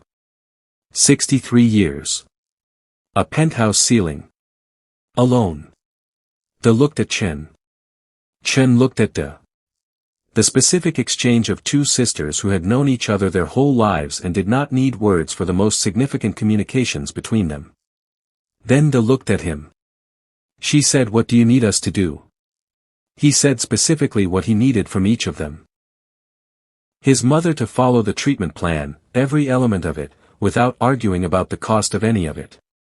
His father to continue sharing the worksite schedule every Sunday evening and to follow the route guidance he sent on the elevated activity days without questioning it and to trust that the days he identified were not guesses. To leave iron fall at the end of the month. To bring by May if by May was willing to come. To stop hiding the fire compression technique and the C rank ability level and to let the world see what she actually was. Chen to stop looking at those 3 guild options and to commit to the end of semester option he had promised her 4 months ago. Chen said what was the end of semester option. He said it was the guild they were going to build together. He said the name he had been thinking about since the first morning he opened his eyes in this body and understood what he had been given and what he was going to do with it. He said sovereign. The table was quiet. The specific quiet of people who have just agreed to something together and are in the first moment of that agreement, before the work of it has started but after the decision has been made, the moment where the direction is real and the movement into it has not yet begun. His mother's hand was still on his. His father was looking at him with the expression of a man who had spent 51 years building things and understood what the beginning of building something looked like and was recognizing it. De had the expression of someone whose waiting was over. Chen was already thinking about the second step. He could see it in the quality of her attention, the forward-facing focus of someone who had filed the decision and was already working out the implementation. Outside the apartment window the city's gate monitoring signs cycled through their routine updates. The Huarun district showing elevated activity that was building slowly towards something he knew was coming. Apex Security Consulting on the 4th floor of a building 2 kilometers from the academy, Shen Guowei's name in the guild contractor registry, the Abyss Accord thread pulled one step from its origin point and waiting for the second semester and the standing he was going to build in it to pull it further. The Family Protection Network showed 4 green status indicators across the table. His father. His mother. De Chen. All 4 alive. All 4 present. All 4 looking at him across a kitchen table with his mother's tea going cold in front of them and the first semester of his second life behind him and everything that needed to happen next waiting in the direction they were all about to start moving. He was 19 years old. He had died at 63 and come back for this. For this exact moment. For the 4 green indicators and the hand on his and the agreement around the table and the name he had just said out loud for the first time. Sovereign. The first semester was over. The real work began now. If you enjoyed this story, don't forget to like the video and subscribe to Anime Void for more amazing anime and manhwa recaps. What did you think about this video? Let me know your thoughts in the comments below. I'd love to hear your opinions.